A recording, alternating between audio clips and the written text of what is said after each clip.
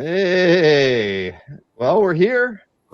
We are here. Welcome to the show, everybody. We did a non-traditional start to the show. We didn't read the rules or anything because tonight there are no rules. This is tax day, and Jay from Jersey is he's trying to make the most of it. He's clearly having some. There's a disturbance in the force in Jersey, but there's great art on the walls. So we're gonna see what we can get out of this show tonight. James Siegel says, "Man, is Jason blurry?"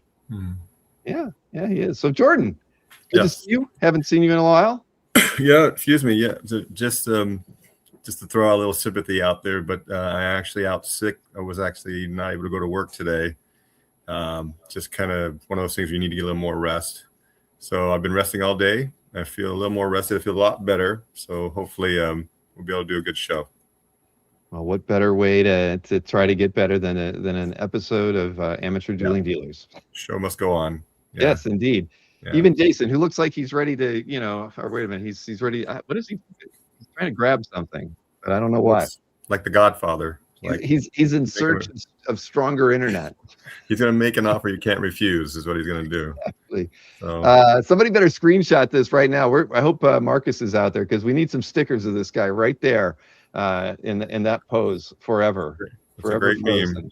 It's a great meme right there. Yeah. Does he want to build a snowman? I don't know. But hey, Jason did tell me the other day that I am more than welcome to sell his art for him if his internet goes in the toilet, which apparently he was prophetic, and it has gone in the toilet. So yeah.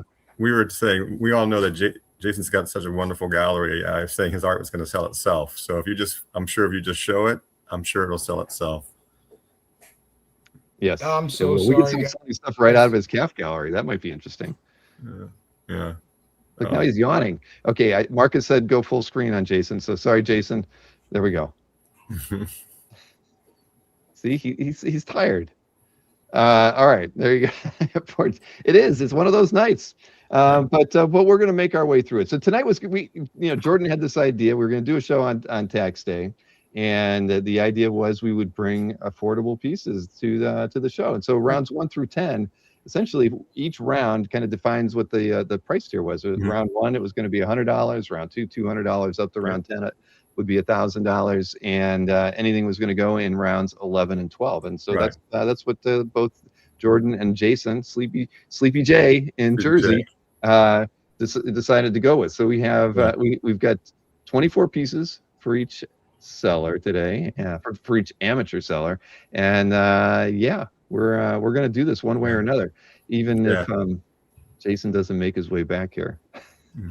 Yeah, we were saying we were tagging it art for every tax bracket. So for every type of seller out there, every type of buyer. And if you think about it, I mean, we know $1,000 is a lot of money, but in terms of art, anything below $1,000 in our world, especially if it's a great piece, seems to be somewhat of a bargain. So if you think about the first 10 rounds are about, great pieces at great prices. And then we go nuts the last 2 rounds, what we do. That is very true. And you can hear us talking through Jason's mic. I'm gonna mute him while he's just there yawning perpetually in front of us. There, I muted his microphone. We won't hear ourselves. Oh, no, I didn't mute it.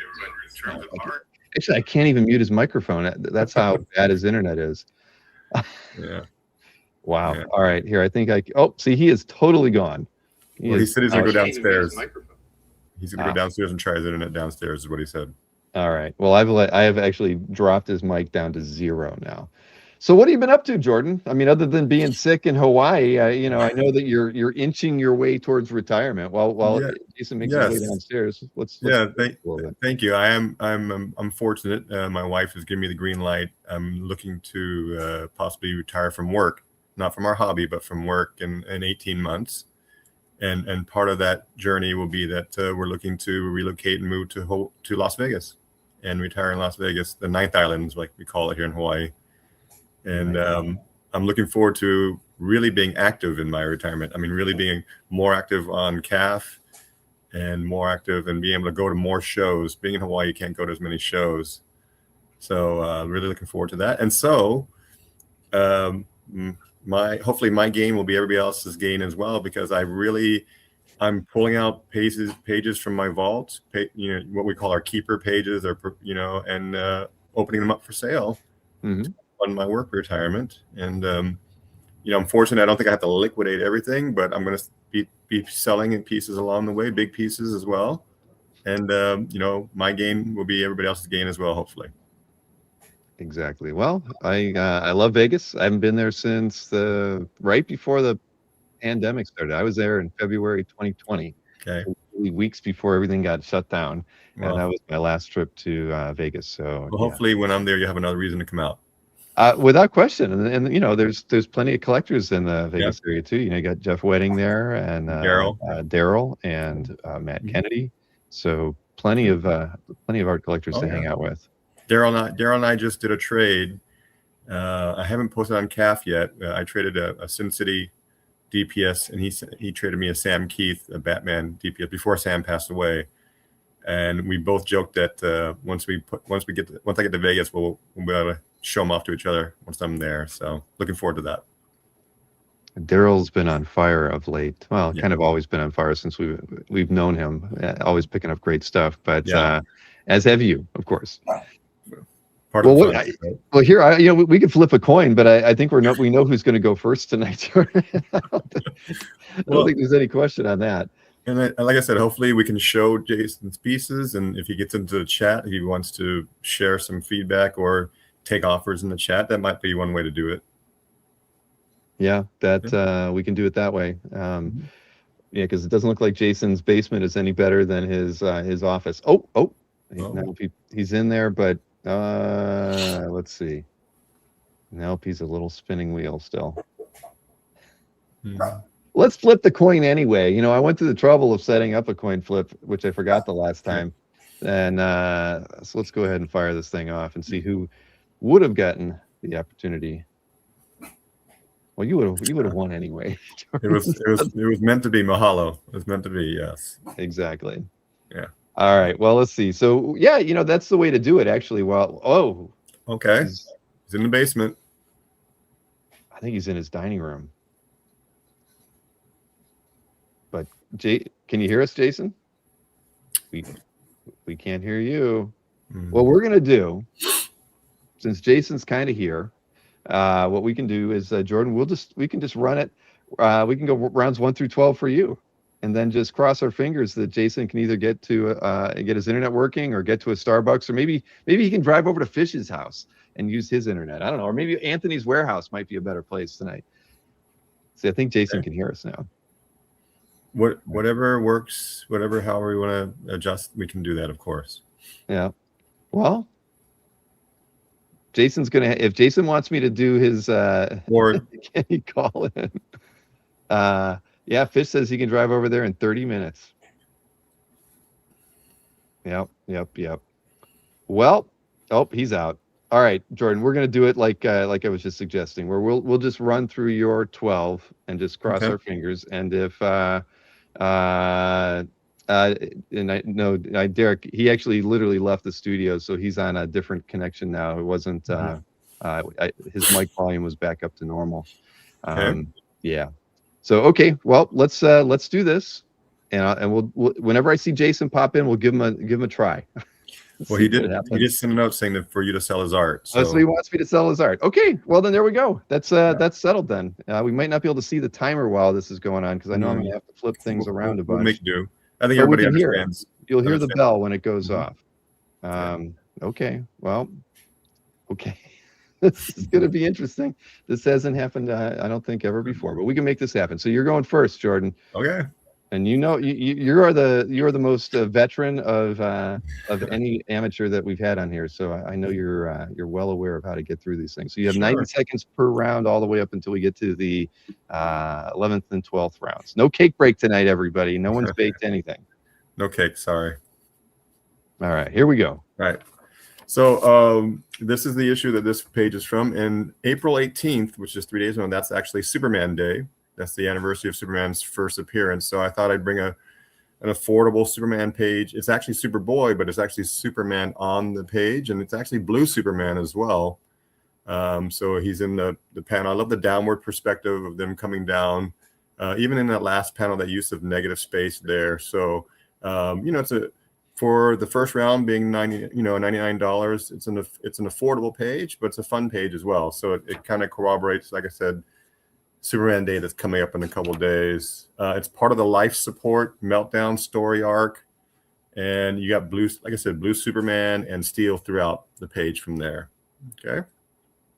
All right. And your second piece? Second page. 1B. So here's the issue that this is from Cyberforce when they did a reboot of it. And Mark Silvestri actually wrote the story. And I wanted to offer, this is actually a birth page. Again, I classified these as birth pages. Not everybody uses the same terminology, but this is the very first page of Ninja, which is the cyber dog. And that's Velocity's sidekick right there, helping her throughout the storyline there. So it's I wanted to offer, even in the early rounds of first appearance birth page of the character. It's a fun page. It's a great, actually, if you see it, it lays out really well. Velocity is on the run throughout the whole part of the issue. So it's a good Cyberforce page, getting Mike part of it as well. All right. So Silvestri's the writer. Koi Pham is the artist on that one. Okay. Now, I, of course, did not review all of Jason's stuff, so I'm going pretty blind into this sale, but I can do it. All right, let's see. What has he got to start us off with here? Get the timer going, too. Okay, so we have a Chris Samnee, Mr. Sinister sketch on a 5x7 postcard-sized piece. It says, thanks, with a smiley face on it. Chris is a popular artist over on Comic Art Fans. We know he does amazing drops and doesn't get out the shows. So it's always a good opportunity to get a piece. I have a piece from Chris Samnee. It was a gift from Marcus, believe it or not. One of many. I actually have a gift box right here for Marcus. I'll be opening tomorrow night. I am working it, James. Come on. You could pop in here and sell Jason stuff as good as I can. That's actually not a bad idea. I don't want to do this the whole show. But if Jason wants to give James the link, you're more than welcome to join us, James, and you could sell Jason stuff for him. But yeah, so here's the Chris Samnee. You can claim these in any way you want. You can say claim 1A-Bill or -Jason. Sure. We'll know what it is, certainly. Yeah. Exactly. So what was the next piece here, since I'm already overdue? We have a piece of animation art. I think it's an extra L in the word cell. You have Grifter and Zealot from Wildcats, and not a lot of details on it. It is a $100. This is round one, so everything in round one is priced at $100, or in Jordan's case, a little less. Yeah, but, more or less. Jason's got these priced reasonably at $100 each. Oh, and it looks like Jason is sending James the link. You might be able to get this thing out. Sell the cell. All right, NSN. So, all right, cool. Let me go hide this again. Oh, shoot the link. Oh, goodness gracious. Jason, send him the link. Send him the link. You can do it. We got this, Jordan. Yeah. I just looked at my recap and I just realized of the 24 pages that we're offering today, 20 of the 24 that is the first time I'm ever offering them for sale. So, fresh from my market, not that fresh completely is the entire market, but I haven't listed these for sale before. So these are all first timers, even privately. Yeah. Cool. From my own collections. Awesome. All right. Well, James gets in here. Let's go to round two and show off what you have here, Jordan. So first up, where is it? Sorry, here we go. Okay, so this is the issue. This is from Weapon X, Poppin' Claws. It's to me it's actually one of the few pages in the issue that's actually showing Logan on it. It's more of a flashback with him, but they're basically the doctor's been to restart the Weapon X program, and Logan is there to kind of help out with the process. I think the best part of the page is that smirk from Logan right there at the bottom, kind of really is the focal point of the page. So again, for this price point, you basically have Logan in all three of the panels, and it's a good price for a Wolverine Logan page. The ice has been broken. Thank you, Rich Donnelly. Thank you for that. Thank you. This one here, this is a fun one here. This is the issue. It's from Stormwatch, and Jim Starlin is the writer on this. And Yvel Goucher is the artist from here. So it's a great action page. You've got Apollo and Midnighter in action in the top. You've got Lobo throughout, and again, Lobo, we're all fans of that. I think one of the key parts on this is that Yvel did a great job. He drew a head sketch right there on the left panel that really kind of blends very well with the page itself. So it's a great close-up of Lobo. At this price point, actually, if you were to try and get them to draw a sketch for you at a con, they'd probably charge you more. But this is the published page, again, with Lobo here, Midnighter and Apollo, and then you've got that wonderful head sketch of Lobo to the side. All right, ding, ding, ding. Thank you, Rich Donnelly, for breaking the ice. I don't know if we have a breaking the ice meme here or not, but we do. Woohoo! I made my first sale. Yes. Thank you for breaking the ice. Not bad. I have so much fun filming those memes. I honestly do. You have of all the amateurs, you have the most unique memes. I mean, just did so many of them. But I've sampled from I think most of the focused ones that we did. So we've got some Miyagi memes in here and stuff for tonight. Yeah. But all right, well, James hasn't popped in yet, but I'm sure Jason is trying to figure out how to make his email work to send the link to him. But we'll figure this out. I probably can email James if I have to. Yeah. But I'll do it after doing Jason's second round. So let me go ahead and get these things highlighted here. All right, where is round two? Okay, I think we're going like that. Get the timer started. Okay. So Ron Williams, this is a X-Men Days of Future Past 9x12 commission convention sketch style piece. Not really familiar with Ron Williams' work, but this one's priced at $200. 9x12, 3-character piece. I mean, that sounds like a bargain to me, even at prices here in 2026. That's a very good deal. I don't know. Very Byrne-esque, says Michael Lovitz. It's right from the right era and the right storyline. Except Storm has not gotten that big spike through her abdomen yet, but Wolverine's about to get fried and turned into an adamantium skeleton. So that's our first piece in round two, and the second one, oh my gosh, a true celebrity here on the Calf Flesh channel, whom we don't get to see enough of, Aranga Devasurendra. This is a Asgardian Storm. Speaking of Storm, so this is clearly his Storm round, but very nicely done. This is a 4-year-old piece from Aranga, so nice to see that here. And as everybody knows, Aranga is highly in demand these days. I think he maybe after Matt Allison, he did the most pre-OAX commissions at OAX this year. The man is on fire. His Kickstarter was incredibly successful, and we just continue to expect brighter for this man. Yeah, OAX Artist Alert. Thank you, Tom. Still available at $200. It doesn't have a size on it. What is that? Does it not say it on the sheet? It does not. All right, Jason. Well, you're in the chat. You could tell us what the size is on it. Maybe that's holding people back from claiming it. But you can hit us up with that in the chat. And here, I don't know. I got a meme. Let's see. Here. What's up, Logan? Sure, I'll let him know. Hey, Jason. Logan says if you brought more Wolverine artwork, you might be making some sales. How prophetic, all these years later, and it's true. The only sale that we've got had Wolverine featured on it. So there you go. Did he pay you to make that meme for him, or no. That was done way back in the first time Jason was on. So yeah, that's an oldie but a goodie. I think we're over 5 years old. Where's James at? Jason, get that link over to him. I can't keep it for you. All right, well, moving on to round three.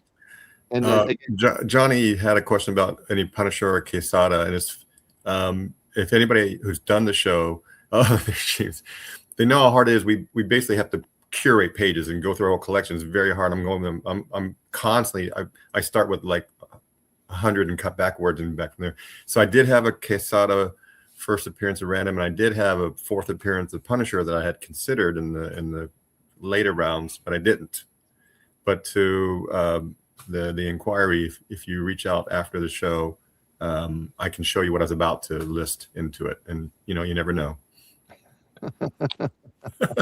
All right. Did you shave your head for this? No, I don't have enough hair anyway.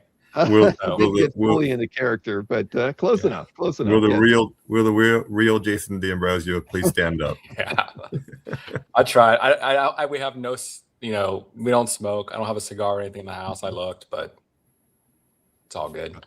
It is all good. Well, thank you for coming on. James, it'll be fun. Even though you don't know what you're going to be selling, it's let's just say I did have a preview, so I'm not completely blind here. Okay. You're not totally in the dark. All right. Well, we're moving on. I haven't even updated the darn little slide card or anything here. That's how far behind I'm at. But let's here. I'll just go ahead and get even your score updated, just so we can feel official. There. Okay. Now I got it. All right. So round 3 is upon us, Jordan. So let's go ahead and get you started with that. And here we go. Yeah. So this one, I'm actually having fun collecting art from. It's from the Golden Age. Here's the issue. It's from 10-cent issue, John Wayne Adventures, number 27. And as comic collectors, as we grew up, if you think about it, I'll speak for myself.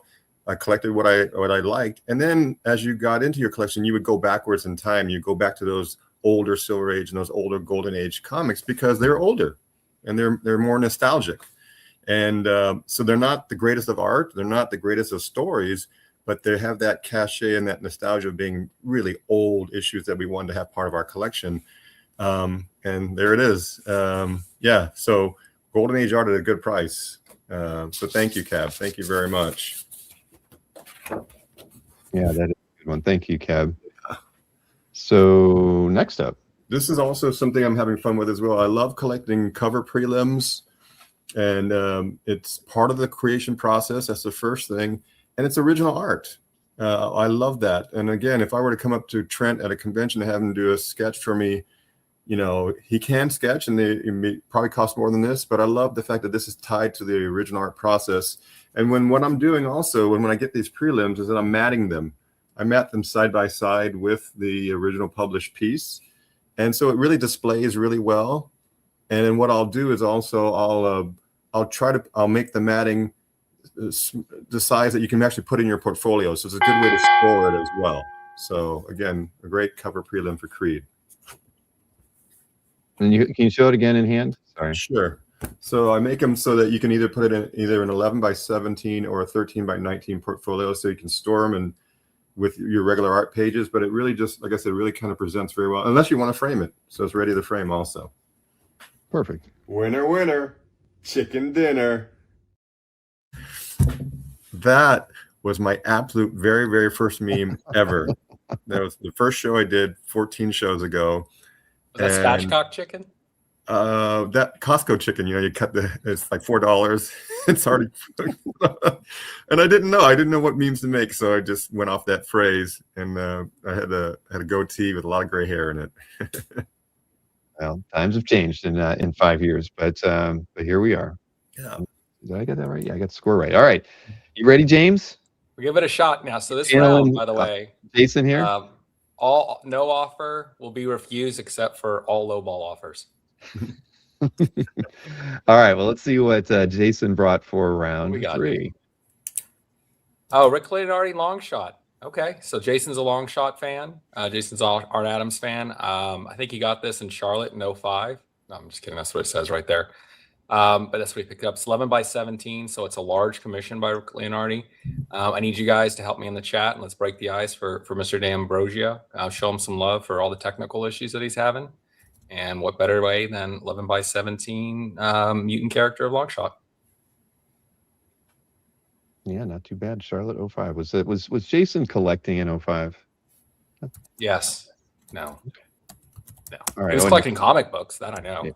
He's been a long time collector of comic books. And this one, come on, that's bro love, right? Brothers don't fight. Brothers got a hug.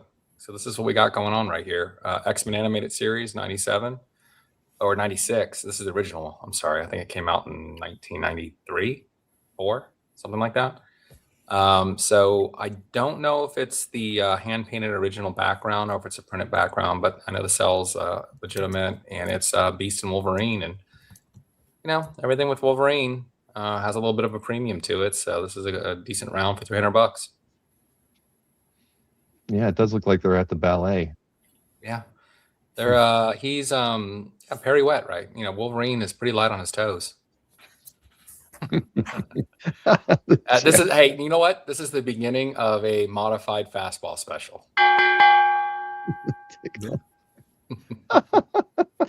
Hey, that Chris Sammy for $100 though in round one. Man, somebody should pick that one up, or at least offer 90 on it.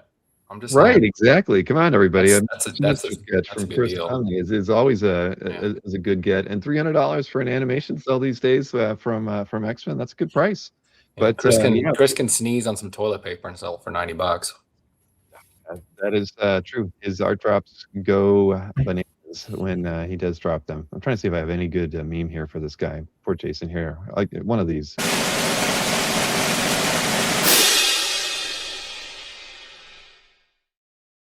I'm sure that won't be the last time we see that tonight. Yeah. I think you noticed, cool meme. It was your exit sign. You could tell he's lost a lot of weight. Oh my gosh! Yeah, I mean these were that was 5 years ago as well. So yeah, doesn't even look like the same guy. I think he was telling us all that we're all number one. So that's what he was doing. Marcus wants that perfect smile. Somni again. So here you go. So it's on 5x7, priced at $100, but taking offers, everybody, on this Mr. Sinister sketch. So if your name is Chris, $89. We know how to wheel and deal around here. We've been doing this for a while. All right. Let's see here. Round four, right? Round four is on us here. So let's get everything back over here to Jordan, who has a commanding 2-0 lead, $490 to Goose Egg. Let's see what you got here, Jordan. 4A is here. All right, this is the issues from Centurions #1. I actually have a folder in my gallery. It's I call it When Pop Culture Invades Comic Art. And for those of us who remember, this was actually a toy line, Centurions, one of the first ones way back when that actually used to shoot little missiles from the characters.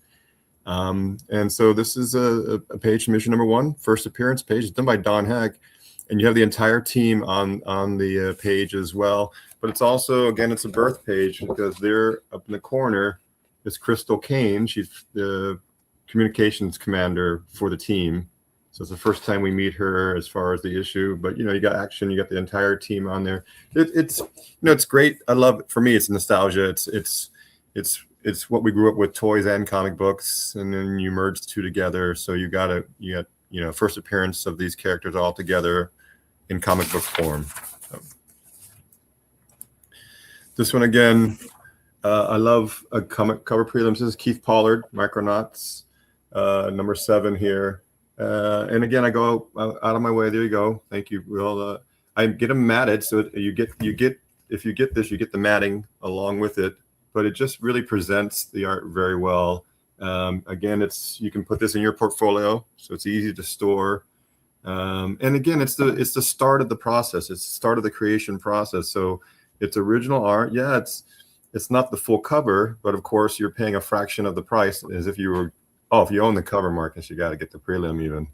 But it's man, if you own this cover, congratulations. So here's a way to get the prelim for it. He says he used to own it. Oh, used to shoot. Yeah. You used to own it. Now you can get a prelim, kind of catch up for what you used to own. For a fraction of the cost. So $375. So not even $395. We went $375 on this one, Jordan. Yep. $375. All right. So that was your round 4. So let's go ahead and get the J-Dam back up here. Let's see here. What did you bring, Jason? We have let's see, 4A. Here we go. All right. I think you already claimed this one, didn't you, Bill? Did I claim this one? Yeah. I mean, didn't you pre-claim this one? I did not. $400 Harbinger. It's I know it's I never read Harbinger. He actually sent me the Harbinger trade paperbacks so I could read it. I haven't, but I will. It's something that he likes very, very much. And published page. I think it's in the 90s. I think it's who did this one? We have a CrossGen? sale. Hey-o. Yeah, that's All right. all Thank you, me. Mr. Vollmer, for that Just one. kidding. Thank you, Matthew. Hey, listen, Matt. It's cheaper than 2 mystery sketches. Or it's it's right there. Okay, so let's move along here. Let's give JDam a little bit of extra time here to sell the second piece. Oh, this one is X-Force. Wolverine, claws out, fighting. It looks like he's fighting zombies or mutants or undead thingies, right? So anything you can get with a Wolverine on it that's published, that has claws on it, that's considered one of the mainline mutant books. I consider X-Force one of those. It's not a bad deal, man. Not a bad deal at all. So Wolverine always carries a premium, and you have an opportunity to grab one. And then looks at domino blasting. Yeah, she's got an eye patch on or an eye dot. Not bad. And there's tentacles. Hey, I mean, if you look on the top right panel, Wolverine's all wrapped up in tentacles. I'm sure some of you guys have thought about that before, right? Well, they're thinking about it right now. I can tell. All right. Well, Matt, you did well on that by picking up the Harbinger piece. But this is a cool piece. So the composition's interesting. Got a couple weird angles in there. Non-traditional layouts. Yeah. It's an interesting page. You look at it and you don't gloss over it on the portfolio. You actually take a second to check it out. Zombies in a graveyard, domino, and Wolverine. Perfect. That's on somebody's bingo card, Bill. It's got to be. A couple more sales like that, and I'm going to beat Anthony like Berkey does every week. Damn, little bud. I guess it wasn't the right script for this show tonight, but it works. So let me get the round. Oh, by the way, hey Jordan, good seeing you, dude. Jason, exactly. We didn't get to exchange pleasantries. Yeah. Good to see you, bud. All right, scores are updated. Right there we go. It shouldn't be Jason's name up there anymore, right? But no, we'll keep it. We'll keep Jason on there. JDam. All right, round 5 is upon us. $500 round, and as you've seen so far, Jordan is probably going to be $5 under that, just to get. There's some that aren't. There's some that are even below that. I was cognizant of that. I didn't just have it just slightly below, but not this one, but others.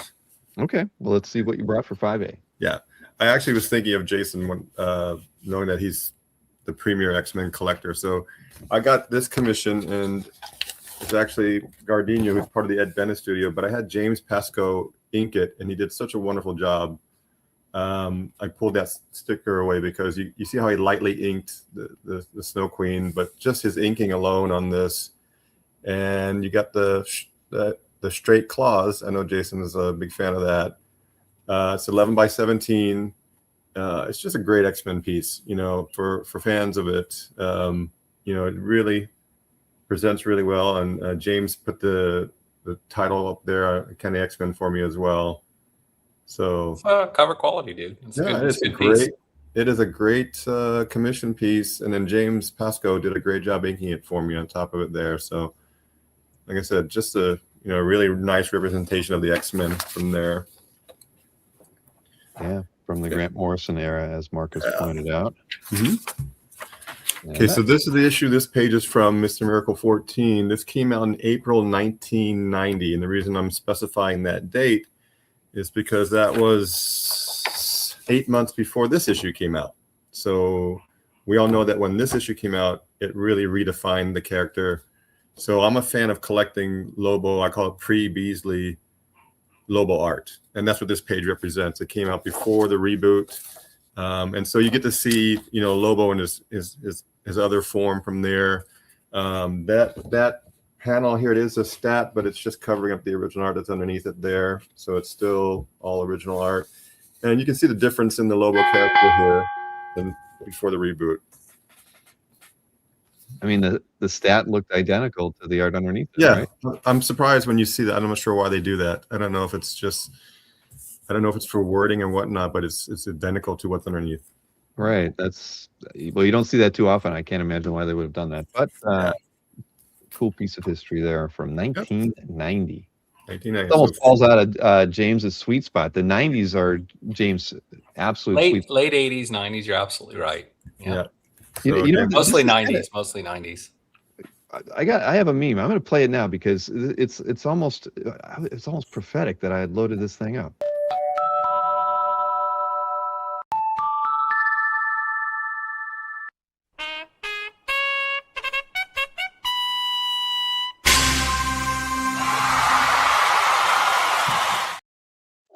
Oh man, that is old school. That and my wife beating me for buying comic art. I remember that one.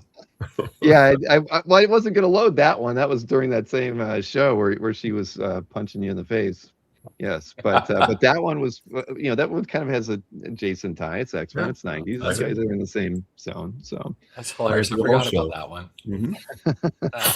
I'm relaying. All right. Well, moving along to your round 5. Before we start round 5, Sammy's now 88. We're gonna go $1 a round till we get this thing done. All right. I'm good. I'm good with that. So let's see. 5A. This is look at this, a full cover art for 500. It's a mechanical cover, but it's still a really cool piece. Does it have any? I wonder. Does it have any ink on it? Or is it all 100% production? Yeah, material. It's all, from my understanding, it's 100% production art. Okay. Presents well. It's not so much a comic art, but I see it as a really nice collectible. That's associated with the production process, right? Probably a little bit rare, a little bit more premium than a color guide, but it was part of the process to use to produce the comic book. So I'm not too familiar with DC and Arion, but I am assuming an actual original art cover would go for about 5-6x, right? So it allows you to grab a piece, have something to display. If this is your main guy character, I think there's a ton of Arion collectors. Like you're a closet Arion collector, aren't you, Bill? And so read Arion. I hate to say it. Don't know anything about it. Now, if it was Warlord, which I think is around the same era, I did read that, but not Arion. Chicks with swords. But yeah, it is mechanical. Don't want to represent it otherwise. Oh, I mean, this one's gonna go. Bachalo would sell out at this at $750. It's a hot chick and wearing leather and a whip. I think it's his traditional. It's 6x8. So that is the backing board size, right? I'm not 100% sure. So yeah, it's a little smaller, I guess. You can buy it. You can hide it from your spouse, and then you can open it up in your portfolio. There you go. Donnelly knows. There you go. All right. Thank you, Rich. Yeah, I knew that one would sell. Yeah. That's Chris throws those on his website for more, and they're just gone. There we go. That's a deal, says Carlos Mo. Yep. I'm going to smoke my cigarette. That's wait, right? I just kidding. I don't even do that. I don't think I had. Well, here you go.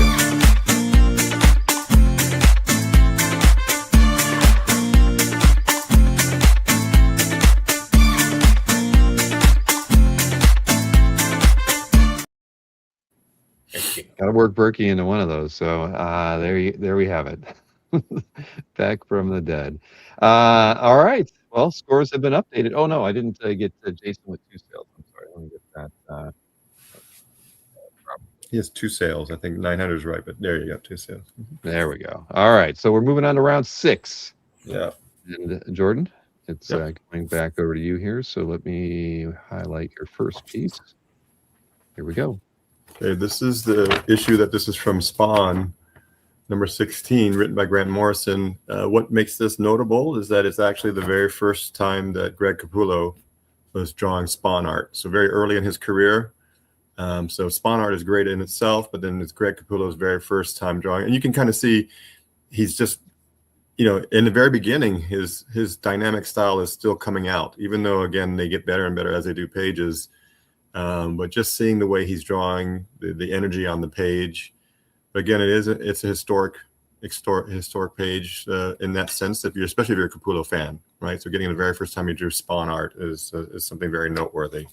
Yeah, I had a page from that issue as well, the ending page with Redeemer, and I remember the page when its first Spawn sold the splash, and yeah, it's good stuff, man. Yeah.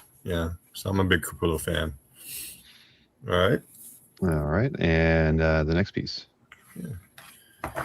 So this is a full cover. And it's 11 by 17. And Barry Blair was the creator of Elf Lord. And I'm a big fan of Well, I'm a big fan of painted art because the way I look at it, you're getting twice the love. You get to figure the creator is drawing it out first and then painting on top of it. It's mixed media. You can see how they did that. I see a claim there. It's wonderful. Thank you. Is the lettering you paste up? Is the titling? Yeah, these are paste ups. So they didn't draw this. This is paste up on top, added to the board. But then all this throughout. I love the negative space on that there. And he just, the way he really did the sunset on that one. It's a wonderful, wonderful cover. Thank you very much. It's pretty. Yeah. Yeah, very nice. Barry Blair was it did a fair amount of work in the late 80s and early 90s too. Mm-hmm. Chuck Reynolds says it's just like the Dark Knight 1 cover in a weird way. Oh yeah. Yeah. And number 4, right? When they're squaring off at that angle. Mm-hmm. All right. Well, thank you to Marcelo Mata for that claim on the 6A artwork. Yep. Swan. Good pickup. Great cover. Great price for a great cover. All right. Are you, I know James/Jason is ready and raring to go for round 6. $87 on the Samney now. Keep dropping it till somebody picks it up. Jason's giving you full control, man. You can do whatever you want. I'll hook him up though. I'll be good. Okay. What are we missing? I'm so sorry. Wait. What is Fish saying? Yeah, Fish, yeah. The 6A was the one that was sold. Marcelo bought the Spawn. Yes. Yes. I was off. Okay. Well, thank you for the purchase. Thank you. Yep. All right. Now we have it. Round 6 over to James. Where is it? Oh, here we go. Oh, another production. But this one's by Joe Chiodo, and you guys know, I mean, Joe's colors. One of the nice things about Joe's color guides, I've got some on my desk right now. These aren't for sale. Yeah. Gen 13 ones. They're on board, right? They're not on that flimsy piece. Colors are gorgeous. This is a Walt Simonson published art. Like, majority of the time, you either get Walt Simonson art that's original for whatever colors, right? Or you get Walt Simonson art that's inked over blue line. Here, I mean, you get Walt Simonson, their production art over his original pencils, but at least it's colored. And it looks great. Presents very, very well. So we got a color, Cyberforce color, painted color. That stuff is awesome. Yeah, I agree. And there's a fair amount of his color guides out there. And Alberto's wondering, do you just randomly sit down at your desk with color guides? I pulled them out of my portfolio because I was going to put them in another one. But yes, actually, I do have them in here. They've been in here for a while now. I will tell you this really quick on the Chiodo. Oh, let me do this X-Men. It's not X-Men 436. If it was, it'd be $70,000. Yeah. This is a Ron Garney published X-Men 411. Can't remember the year. Does that put it in the 90s? I think it's like late 90s, right? It would be late 90s or very early 2000s. Yeah. You got Wolverine, Juggernaut, in action, versus Tentacle Dude. I mean, Jason's got a thing for tentacles. Please take it off his hands so he doesn't create an obsession with it. But, $600, Ron Garney, a published 90s X-Men page with some key villain on it. And there you go. Yeah, cool. It's a nice battle scene, and the 8-panel layout is tough to pull off. I mean, Mark Morales is a star, right? So he makes everything look good. I was going to say on Joe Chiodo's site, he actually took his site down. So his color guide, I don't know what he's doing. Maybe he's working with, I saw some stuff go on Kirk Dilbeck's website for some original art. So maybe he's changing dealers, but he can't really get his color guides. He haven't for a little while now. Oh, well, I actually host Joe's website, so it is still up, but I can't find it. He hasn't updated it in a long time. But he pays for hosting every year to keep the domain up and active. Yeah, I've been looking at it's not showing up when you do Google searches or anything along those lines. Because I was looking the other day. Huh? Yeah, joechino.com. Still, I had to double check because I know I just invoiced him at the beginning. I'm sorry. No, it's not. I'm not talking about joechino.com. There was a website that was 5J or something like that. That was selling his stuff. Oh, I gotcha. Yeah. All right. Well, this one's still available, $600 for Jason's 6B. He's in here in the chat. He's in the chat. Offers too. Yeah. 5J collectibles. That's right. I mean, Google it. I mean, or just put it in. I don't see it any up there anymore. Last time I checked. So No, I don't think it is well, actually. don't do Google it during Dueling Dealers, but afterwards. No. Pay attention to the show, everybody. All right, let me drop that off. Scores are still accurate. Yep. And we're going over to round 7 here, Jordan. Yep. We've just crossed the halfway point. There we go. No cake break. No cake break. No. Let's see. Where is 7A? Sorry. Okay, here we go. All right, this is the issue that this page is from. And if you watch the show, which I'm a big fan of Game of Thrones, I watched the show. The good news is they've re-upped it for a second season. It's Knight of the Seven Kingdoms is the show, and it's based on the Hedged Knight. And so this page has a first appearance of Sir Duncan, and that's that main image of him down right in the bottom part of the page here. So that's Sir Duncan. He's the main character of the show, and that's his first appearance. This page is even more because it's actually the birth page of Steely Pate, and that's the blacksmith here, who actually befriends Duncan in the show and in the storyline. So, you get a great first appearance page. And again, they're going to a second season.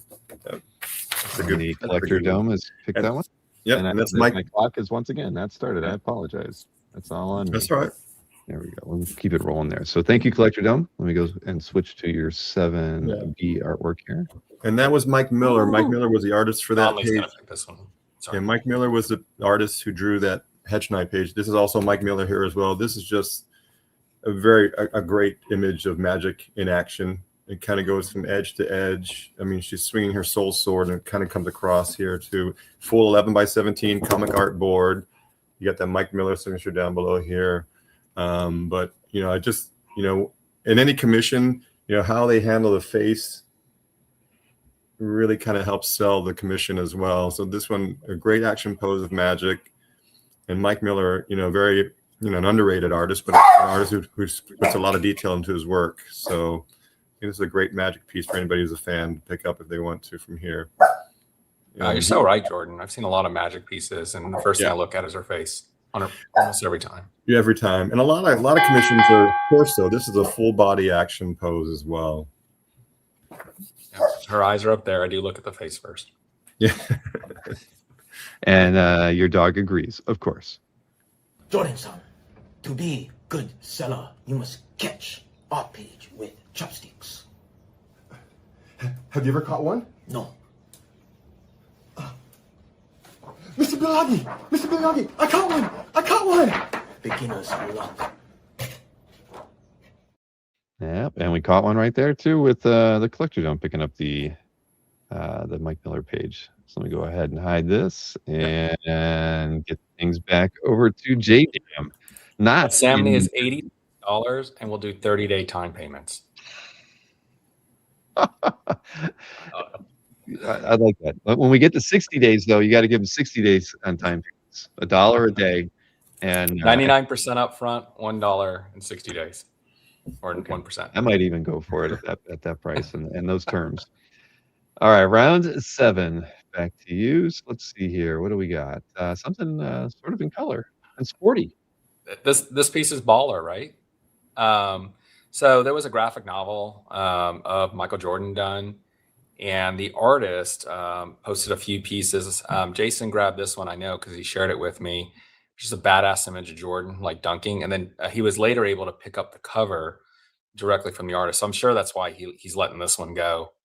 Jordan memorabilia is, always in high demand. And this is the actual art from one of his biography graphic novels that was released back in the 90s. So really cool piece. If you're a basketball fan, if you got, things on your walls associated with sports, this would be, we're comic art collectors. Most of us don't play sports, right? But for the few of us that do, it's a pretty baller piece. And I know from our group, we follow a lot of basketball, and I'm a huge Thunder fan. Nothing to do with Jordan, but I still like basketball. Yep. And everybody's saying it's a cover. It's a cover, graphic novel cover. This one's the cover? That's what they're saying. Fully painted. Oh, damn. That's a steal then. That is a steal. What do we got next here? Go flip it on a sports Facebook page. Is this card art right here? We've got yes, Roger it's Cruz card art. Fleer 97 X-Men timeline. I don't know when the thing came up, but hey, one of the coolest things at OAX is hanging out with all the card art collector guys and the card collector guys. and they are insane. They go and they search high and low for anything that's associated with especially Marvel card art. So it's an opportunity to grab a Wolverine card, man, with Cannonball, but mostly Wolverine. Yeah, we should have put an APB out to all the card art collectors that this is here. Somebody's doing it right now, putting it into one of the card art groups to let them know that this will be in the recap if nobody picks it up. Yeah, card art and video game art always just shock me, man. Yeah, no, they are definitely both moving in the right direction. Listen up, Wolverine. If you don't stop touching Jean, you and I are gonna have words. What do you think about that?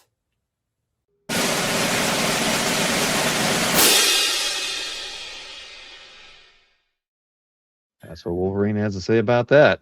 I think you can use that ending meme at the end of every meme. And everyone hates on Cyclops, but he always gets all the attractive redheads and psychics. Let's just be honest. There you go. And Wolverine's just always chasing. Yeah. Except for She-Hulk.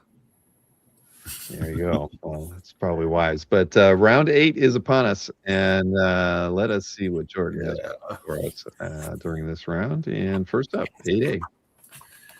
All right, raise your hand if you have Travis Charest art. I'm lucky to have 2 pages. So this is one of the 2 that I'm listing for sale. Dark Stars #5. This came out in 1993.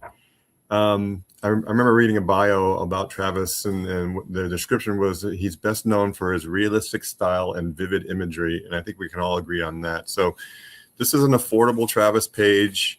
What drew me to it at first was the female form that he did here, and I love that shot right there in the corner. But if you just kind of look at each of the panels, even the ones where they're being confronted, he just puts his styling into each of the human form that he does there. And even with the man there, not as attractive as the female, but just his artistry. So it's an affordable way to get a Travis piece, old 1993 as well. And Marcelo's claimed that one. Thank you. Oh, Marcelo. thank you. Appreciate that. Thank you very much. It's a great page too. Let me hide that comment so we can see the details on this Barry Kitson Magnetic Men. Well, this is Amalgam Universe, and this is 1997. So how many years ago is that? 30 some odd years ago. And it's the Magnetic Men featuring Magneto. And I love the mashup of the characters, and that's what makes them historic, right? And we all look backwards at that, and it's holding over all this time. They're doing mashups again this year, and it kind of throw back to the original time they did this. But I love the villains in this one. There's Coltron, Black Vulture, Monocle, and Quasi-Modox. So Quasi-Modox is in that bottom panel with Magneto. Yeah. There's Quasi-Modoc. It is. Quasi-Modoc. I didn't even notice that. Yeah. Right there in the bottom with Magneto. Yeah.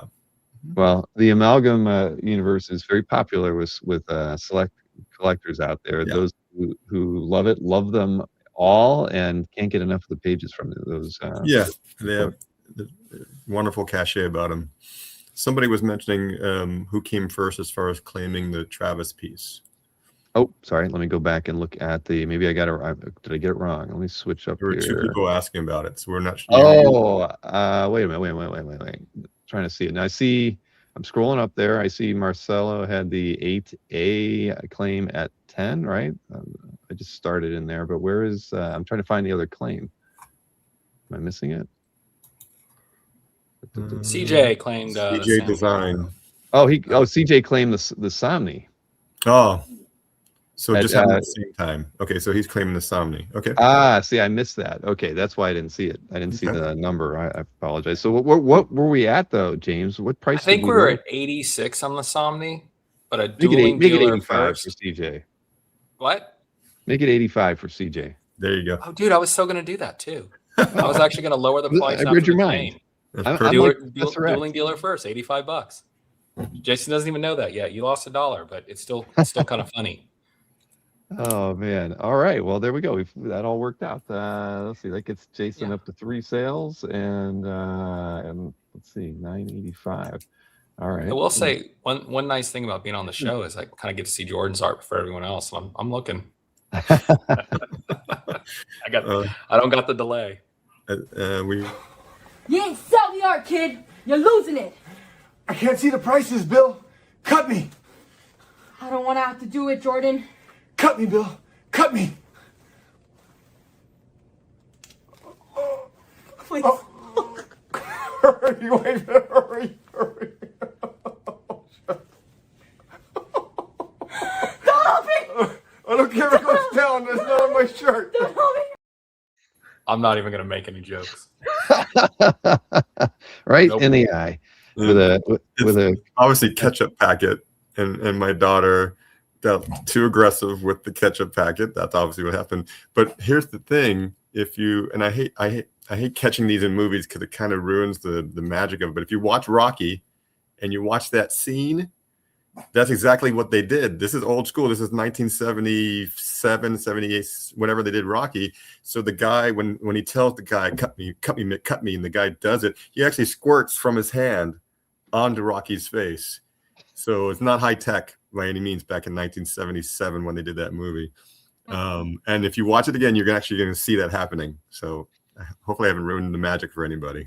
No. We wouldn't have known that was a ketchup packet if you hadn't told us. Well, for Sorry, my Jordan. meme, it was a ketchup packet. But for the actual Rocky movie, you actually if you just watch him do it, you see him squirting it from his hand as he's supposedly cutting Rocky's eyelid.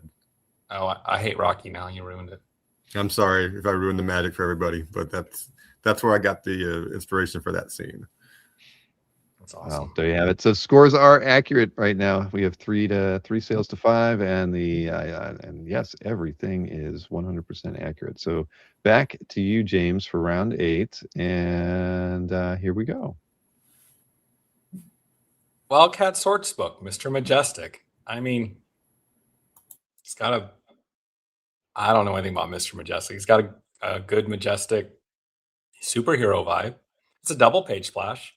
Cam Smith's a fantastic kicker.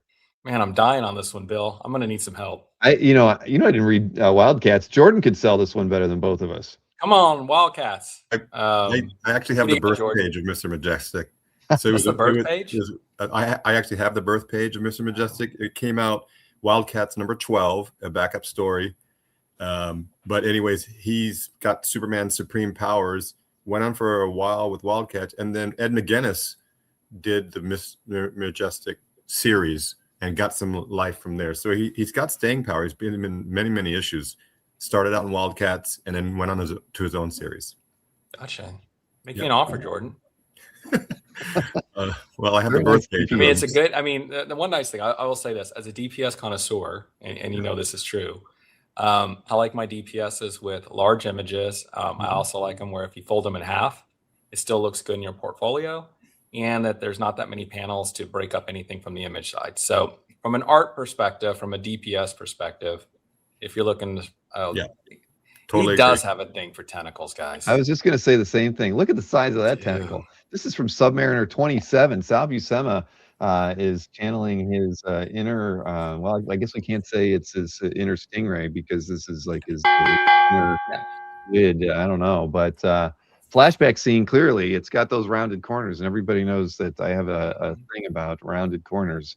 But yeah. Yep, 10% off for the person who can count all the suckers. It's awesome. And Jason knows what that count is, by heart. But who would have thought this was in Jason's collection? I mean, we could like dive in and do a psychoanalysis of Jason. It has nothing in a fish tank, which we know he's got an affinity for. This is the sea run amok in comic book world, but it is a nice Sal page. And from a Sal Buscema art, I just remember when I first started to get in the hobby, 2016, 2017. Like the CGC forums and all that, they're all laughing at the prices Sal was getting and like how's that possible, and then it just kept going up, right? I was at next level. Submariner, I don't know how that's included, but that's one thing I've seen is Sal Buscema art keep rising and people keep kind of hitting their foreheads and why didn't I buy more? So that's my pitch. I did see that question. Where was it? Daniel G2 wanted to know about 2-week time payments. Absolutely. I mean, I think I saw even Jason mentioned that he would be cool with it. that if you need a little bit of time to make a payment and complete the sale, that's fine. I would assume even with Jordan, I see him nodding in the little monitor I can see here. So yeah, that's at the end of the day, it is tax day, everybody. We know for some it's money is a little tight, but sure, we want to put art in new hands this evening. Yeah. So, yeah. For others, they can't spend that refund fast enough. Let's be honest. that is very, very true. Okay. Well, let's go ahead and hide this one. And I think we're all hoping that we all got refunds, and so what way to celebrate than the show to help reinvest your refunds. I wasn't one of the lucky ones to get a refund, but hopefully some collectors out there did. And again, we said it in the very beginning, that was the catalyst for the show. If you think about these 10 rounds, they're all affordable art, and if you want to say bargains, you can use that term. And that's the thrust of this show. Of course, the last 2 rounds we go nuts, but the first 10 rounds are affordable art, fun art, good art. I do agree with you, Jason, wholeheartedly on the DPS collecting. I think it and not to give it away, but I've always said you're buying 2 pages for the price of 1. A lot of times they're just priced as 1 page, 1 piece, and yet you're getting 2 pages of art, whether it continues the story or not. It presents so much better. Big fan of DPSs. Double Falcon, man. Double Falcon. Yeah. Double Falcon. Yeah, that's true. And for those of you who are new to the hobby, of course, James broke onto the scene as the DPS guy on Comic Art Fans. It would seem like every piece of art he posted in the first 2 years was a DPS. He wore that crown proudly as the king of DPSs. Now he's moved on since then. But the only thing I'll say, Bill, I don't categorize wraparound covers as DPSs. So just know I've got a number of them too. A little asterisk to them. A little elevation, right? Yeah, I like that.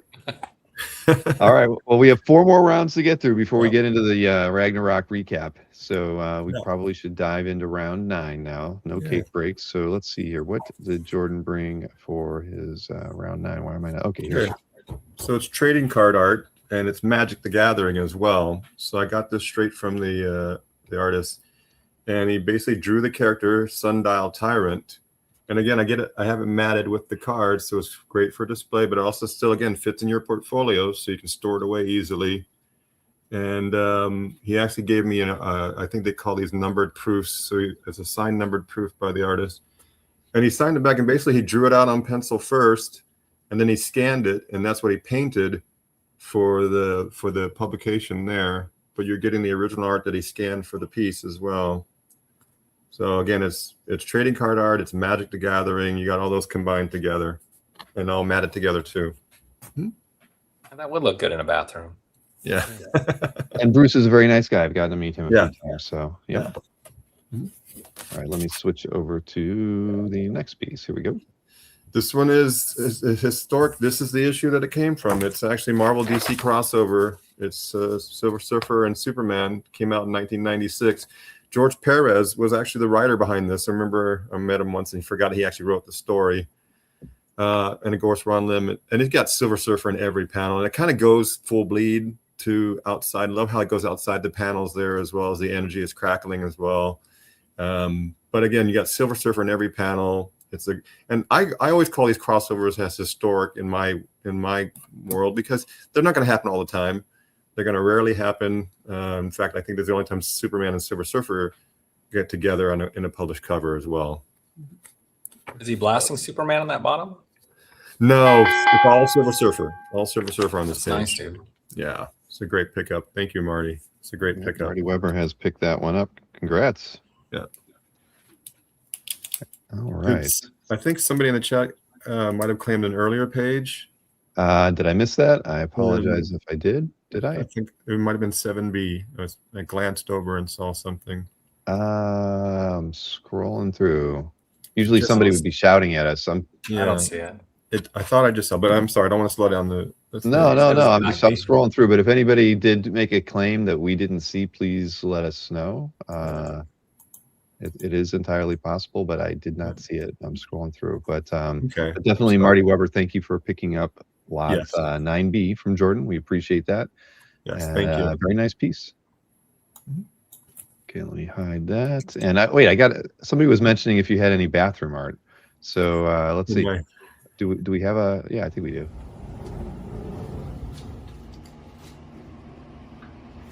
Man, I wish I had an original art cave like Dino's. Not just my bathroom. I need a place where I can get lost in all my art. Maybe if you're so for art, you could get one.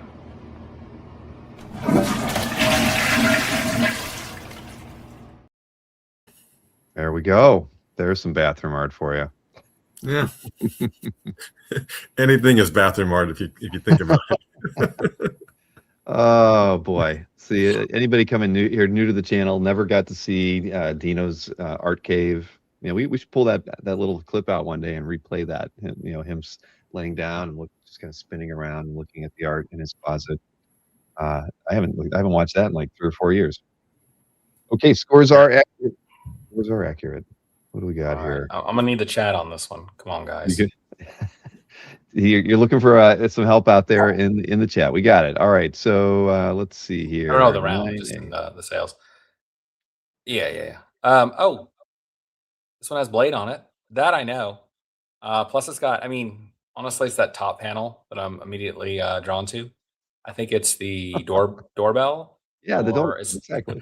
I'm not going to make any Anthony jokes, but yes, beautiful art. Gene Colan, Tom Palmer, Tomb of Dracula. It's got Blade on it. I think I don't have the date on it, right? So this to me feels like what, mid '80s, early '80s art, possibly dropping down to the '70s. And yeah, probably right around. I don't even know. Outside Jordan, of Blade, you got a femme fatale. Yeah.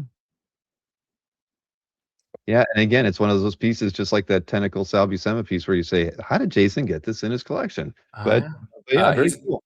Like, who said it? Here's a thing for polka dots. Oh, it was Marcus.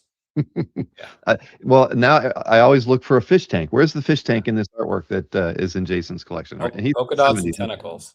Yeah, I was thinking 78, but where's Derek when we need him? All right, next up. Okay. So I do know this one. David Finch, Sean Lisley, X-Men Unlimited number 40. Sabretooth, right? Throughout. David Finch art, $900, I think. That is just a hair more than his 30-minute con sketch commissions. So you're getting a published page. You're getting a beautiful ink page by John Lisley, and the main character with Sabretooth going through some emotional challenges. He's venting, right? You can really feel, as he, I don't know, you can really feel his state of mind. There you go. Hey, right. Jason thanks you, PZ, and you got a beautiful page. Dude.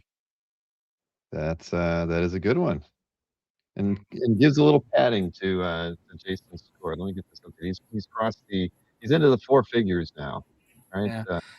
These are the pages like this. They'll show up on a C-Link and easily go for 1,500 or more, in my opinion. I don't want to oversell it though, but following the auctions pretty well. I think there's some Finch art out there right now. Perfect. David Finch art is awesome. He's put so much detail into all his art. I don't have enough. Yeah, he's awesome. He's a great guy. I've met him at Emerald Con. He's so personable. 100%. Yeah. 100%. I just saw Jason and Anthony talking in the chat with one another, and he's saying he's fielding offers, but I have a classic moment between these two. Want to do this? I hit Anthony on purpose last time. This is on camera. We're going to put this on the show. Did you say you hit Anthony on purpose? On purpose.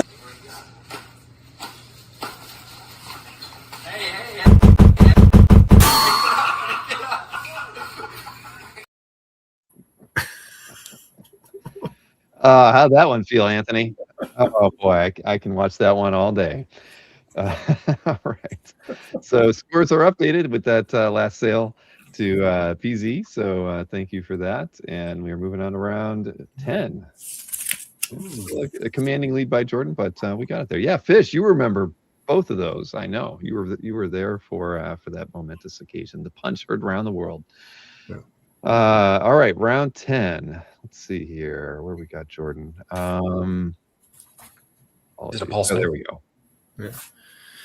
This is the issue. This is from Vampirella Summer Nights, and I've had this for a long time. I love this imagery of Vampirella. It's a title page, And I love the fact that Terry Austin, he did all that great inking on Vampirella and then kind of just left the pencils in the background from there.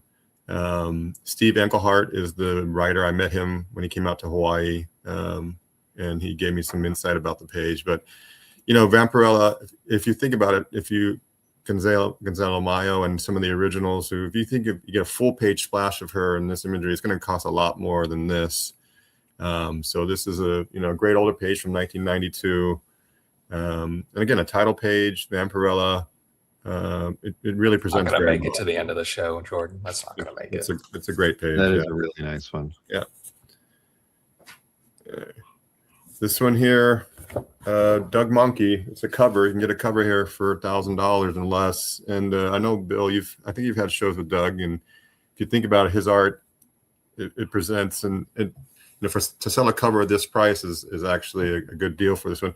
I love the minimalism of this. I'm a fan of minimalism art, and you can just see the emotion in this. And this is actually the second appearance of Raven Manitou, and how he's coming into, and he becomes a member of the Justice League Elite, and how he confronted the JLA at this time. But, you know, there's some foreshadowing here of how he's battling the Justice League. All right, so Marcus is making you an offer on the Vampirella. $700 is his offer, and of course you were at $995. That's such a great piece. I'll go to $850. $850 on it for anybody. Marcus can have the first shot at it, but anybody wants to get it $850. It's a great older splash title page with Vampirella. So $850 is what I'll go to. Thank you for the offer. Thank you for the offer, Marcus. Mm-hmm. Yeah, thank you very much, Marcus. So, yeah, exactly. Come on. Geis, inked by Austin. That's a cool combo. But the counter offer is $850 back to Marcus and anyone else who may want to get that one. So that was Jordan's round 10. Planet Warrior says he'll take it, but if Marcus comes first. Yeah. Marcus, if you're out of the running, let us know, because otherwise it'll go to Planet Warrior. Yeah. All right. Marcus says give it to Planet Warrior. Okay. Good pickup. Thank you. Great pickup. And for those new to the show, we will be showing the email addresses of both of these gentlemen. And what we want you to do at the end of the show is if you claimed anything, you need to email them the lot number of the piece you got. And it's always good to send your mailing address at the time that you send the email so they can kind of work everything out and send you an invoice and everything. So just keep that in mind. And where was something was here? Was there an offer? Yeah, so 7A for Jason. There was an offer. There was an offer and then a claim. So this is my thoughts. If the person who offered $550 wants to do it at full boat, then they'll get the first dibs. If not, then Sue claimed it outright. Right, because that was the Jordan piece, right? The Michael Jordan artwork. Yeah, that was priced at $700. That was a nice piece. So that is I'm Your kind show, of missing your it. rules, Unstoppables thanking Daniel G2. So yes, that is Jason's approach to it. Jimmy Stacks did throw the offer in there. We weren't able to address it before the claim came in, but I guess all right. Now Jason's messing it all up for us by trying to help us in the chat, because Jimmy Stacks is saying yes, he would pay full price after he made the offer. So how are we going to decide this one, James? Or should we be asking Jason, who's in the chat, right? Trying to run things. That's Jason to decide. I'm not going to get in the middle of that stuff. Now he says you guys are in charge, even though he steps in and does that. Well, the thing is, James, you did say that you wanted to give the opportunity. Yeah, Brendan. Yeah, I think that's because we didn't address the offer yet, or decline it, or accept it. So my apologies. Again, the person went full boat on the counter, or not the counter, but they did offer the full price on the first claim. So I still think it should go to whoever did it first, as long as they're paying the full price. So I think that was Jimmy Stacks. So my apologies to the other person. apologies to Daniel G2. We were gonna because we weren't able to reply to Jimmy Stacks. Then that is what we're gonna do. But we apologize to Daniel for that one, and Jimmy Stacks. And then I saw, where was this? Planet Warrior wanted to know the email address for you, Jordan. Oh yeah, Jordan's. You're gonna show that? I can't type it. Yeah, you're right. Here, I can actually throw it up on screen. Yeah. And I forget now. Is it Hotmail? Jordan's things at yahoo.com. Oh, Yahoo. I'm sorry, yahoo.com. That's right. Apologies. Let me save that and highlight that. Okay. There we go. So by the way, all hate mail goes to Unstoppable J at whatever. Not me. All right. I haven't been watching the chat while I've been trying to type things and highlight stuff. So, but that is the email address for Jordan, and we would show that at the end of the show as well. So anybody who's claimed anything, you're going to be emailing Jordan at that address. Planet Warriors got it. All right. Okay. Well, we got through that one. That's we don't have that happen. We haven't had stuff like that happen in a while. Remember the good old days of 5 people trying to claim something at the same time? Yeah. You sort through that. Well, that was 7. Bring good art where people haven't seen before, and unfortunately, that's a side effect. Or fortunately, yes, yeah. But we've always tried to address the first ones that came in. That's always kind of been but we've just never had that happen in a while. Sure. I haven't updated the scores, but I will while Jordan's doing his round 11, because we got through the 100 to 1,000 round prices. Now we're into the rounds 11 and 12 where it's anything goes. And I think both gentlemen are definitely at an anything goes kind of price. Did James Jason do his round 10? Oh shoot! Oh my gosh, you're right. Yeah. After all of that, I totally. You're around 10. Oh, Jordan, you should be running the show. No, just notice it. That's all. Back over here. Yep, you get 10% off any round 10 claim, Jordan. Fantastic. There you go. Erlander says that Jason is doing an amazing job. Indeed. Bizarro Jason. Best show yet. Evil is just a perspective. That's all I'm saying. All right, here we go. Let me get Jason's round 10s up here. Yeah, sorry about that, Jason. See, even Jason wasn't shouting in the chat that I was skipping over him. Okay, here we go. Oh, Ken Lashley, a cover. This is Blade. This has that, it's often used and often copied from McFarlane, right? But the reflection motif. But you got, vampire. I'm just going to throw it out there from a speculation standpoint. We know Midnight Suns is coming down the pipe, from a Marvel MCU perspective.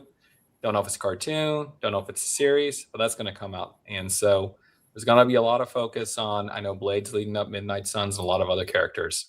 So you get a full cover by Ken Lashley. We know he's a known artist, a star artist, and a previous OAX guest.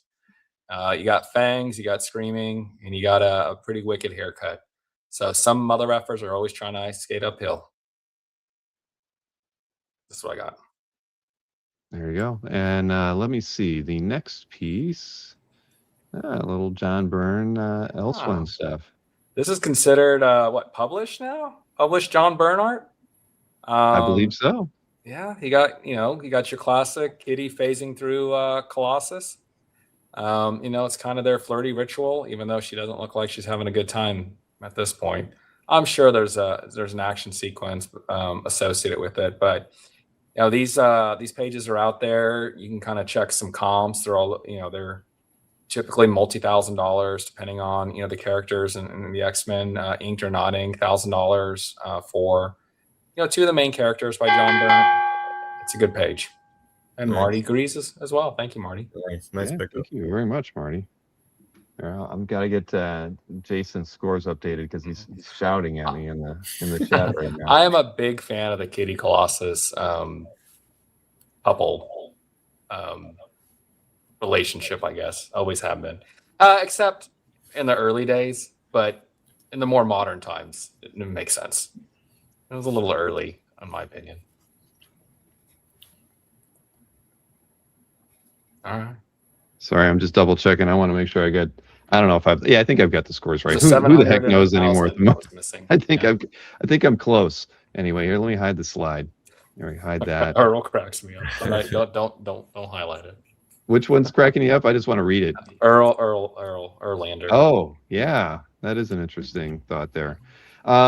Okay, scores may or may not be accurate. I don't even know anymore. 1, 2, 3, 4. I've got 6 sales, so that for Jason, and I have 7 for 7 for Jordan. Right. Yep. So at least the counts are right. I don't know if the actual dollar amounts are perfect, but I'm close. I think I'm at least close. I'm definitely accurate on round 11 now. Yeah. So I'm rising above the amateur status, I think, just a little bit. It's good to make time, right? It's baller time now. Well, but for these bargain round, I'll call them bargain. There's still money in there. It's nice to make sales before the recap. So it's always a nice throwback that both Jason and I were able to make. That means we're presenting good art at good prices for everybody. Yep. Indeed. All right. Yeah. So actually, we switched to 2 minutes on these because there are, I think, for both you and Jason, the pieces are a little bit more. Could use a little bit more describing because they're a little bit more valuable. The go nuts rounds. Anything goes. Go nuts rounds. Say, Tom, I'm not tired. I'm just looking down at my phone for the chat. That's why I keep looking down. So, so for me, these next 2 rounds, if we haven't stated already, extended time payments definitely are accounted for. I'm even letting people, you can take up to 12 months to pay off these pages that are coming up. And the way I've always explained it before, it helps spread out the pain of paying for something. I'll put it in that expression.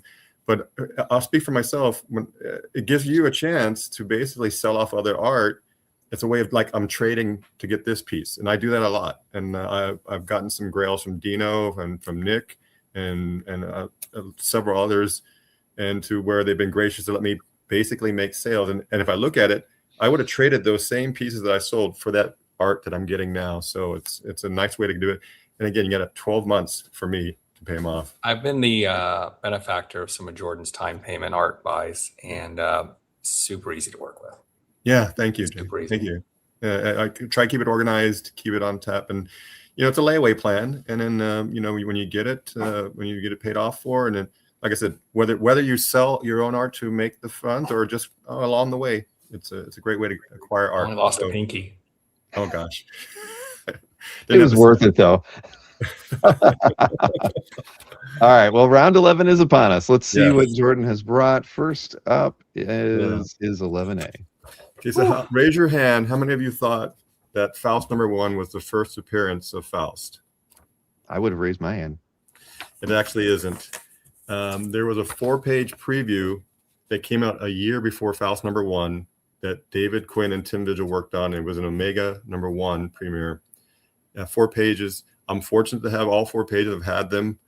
I've actually sold off one of the pages, and this is the finale page to this storyline. And it's a beautiful work of art in itself. So it's historic. That's a first appearance page of a true first appearance of Faust. But I just, I can't speak enough for it. If you just look at all the detail that Tim put into this, and you figure a lot of the independent artists, they're doing it for the craft as well. And it just goes from edge to edge. The detail that he put into the skyline, the way he's presenting Faust, introducing Faust to the world, but just the detail on the gargoyles and all that he put into this. Again, it's Tim Vigil was the pioneer of ultraviolet outlaw art, I think they call it. And something that stand the test of time, and something that really kind of helped change the way characters, the precursor to Dark Knight. It's an amazing piece, Jordan. This one here came from this issue here, 1981, Superman and Spider-Man. That was their second crossover in 1981, and we know that they have this year they have a crossover as well. So this is a flashback to one of the originals, but this is This is John Buscema and Bob McLeod is the inker. He came out to Hawaii, he signed it for me. Love those bottom panels there. Again, there's action throughout, but if you just see how you got a great shot of Superman there, and then fighting the Hulk, and then you also have Peter Parker on the page as well up here. So, this is what I mean. That's what I call them. These are historic art pages because you don't see this. You don't see it often. Can I ask you a question on the Vigil? Yes. So I know Tim Vigil is the creator of Faust, and you have the 2 names. Like, what did he do on this, right? Like, Was he the inker? Did he? Well, he did. Was Oh, the great. writer? I'm so glad you asked. So David Quinn is the writer, and then Tim did everything else. So Okay. Tim did That's what I the figured. penciling. But He inked it. He lettered it as well. And just the amount of effort he put into this piece really kind of shines bright. So, you know, I have sold off one of the other ones. I'm keeping the first two, and I'll call it my permanent collection. And this is the other one I feel comfortable with letting go. And again, it's historic that it's his first appearance, but it's just a wonderful showpiece as well. You know, and he's popping claws. And like I said, his breakthrough with his ultra-violence kind of led to like the Dark Knight being more gritty and led to that darker, grittier side of heroes. So we have to give props to Tim and him being the pioneer on that ultra-violent outlaw art, as I like to call it. yeah, I remember vividly when I was on CAF in 2017 for the very first time. I wasn't familiar with Tim Vigil and any of that. I didn't read all that. Some of his Faust art that's more, yes, X-rated, R-rated. Yeah, X-rated. showed up, and I'm like, what the hell is this? But Yeah. it's artistically, I've actually learned to appreciate, you know, pages like this, and I always stop and take a look at CAF. Yeah, I mean, if it's a really brutal page, if it's really even leaning into X-rated, that can be off-putting to some people, and I get that, and I understand that. But you know, I remember meeting Tim, and I had him sign one of my pages, and I had him sign it. You know, it's everything we wanted Wolverine to be. You know, that much more aggressive, that much more with his claws, and that's what he did. He took these characters to the next level. 100%. Yep. Well, before we switch over to James, speaking of ultraviolet, one last video for Jordan. Yes, I made a sale. But Marion, whatever you do, don't look at Anthony's taped nipples. It'll melt your face off. I'm scared. Don't be scared. Just don't look. Don't look.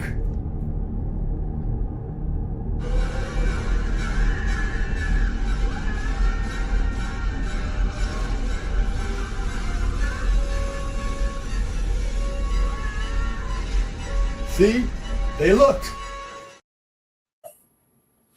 Is it safe yet, Bill? It's safe. Okay. All right. So when I film that meme, I'm always low tech, right? So it's just my daughter with me acting, my son filming, and then we just scan to my TV, and I had all we needed. Play. And then Bill added Anthony in there, so no, he wasn't in my living room standing there. Bill superimposed him after that. So yeah, he didn't make the trip to Hawaii. Throw some art out there. We gotta cleanse our eyes. And all right. the backstory is that my daughter didn't know what pasties were. So I had to say they're taped nipples, not pasties. So anyways. All right, here we go. Man, so I did see a preview of Jason's art, and this is the page that stood out to me the most. Terry Dodson, Klaus Jensen, the pricing from a Terry Dodson, you know, splash page isn't absolutely in line, but it's Danger Room. It's covered in X-Men. They're doing mutant things. You've got Magneto in here. Out of everything, I mean, there's some really solid rounds, but you know, being an X-Men guy, this is the page I contemplated maybe snagging it before it hit Dueling Dealers. I'm not. It's out there for you guys, but it's a gorgeous page.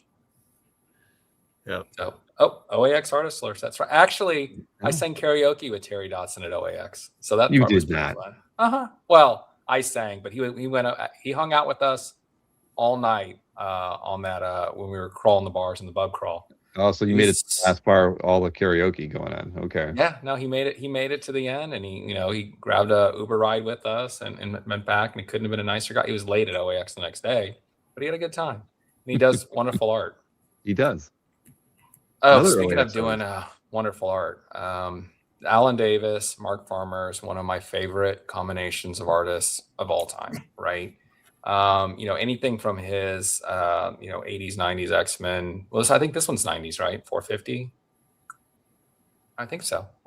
I think this is late 90s. I think you're beautiful right. page with his partner Mark Farmer, him and Paul, Mark Farmer and Paul Neary,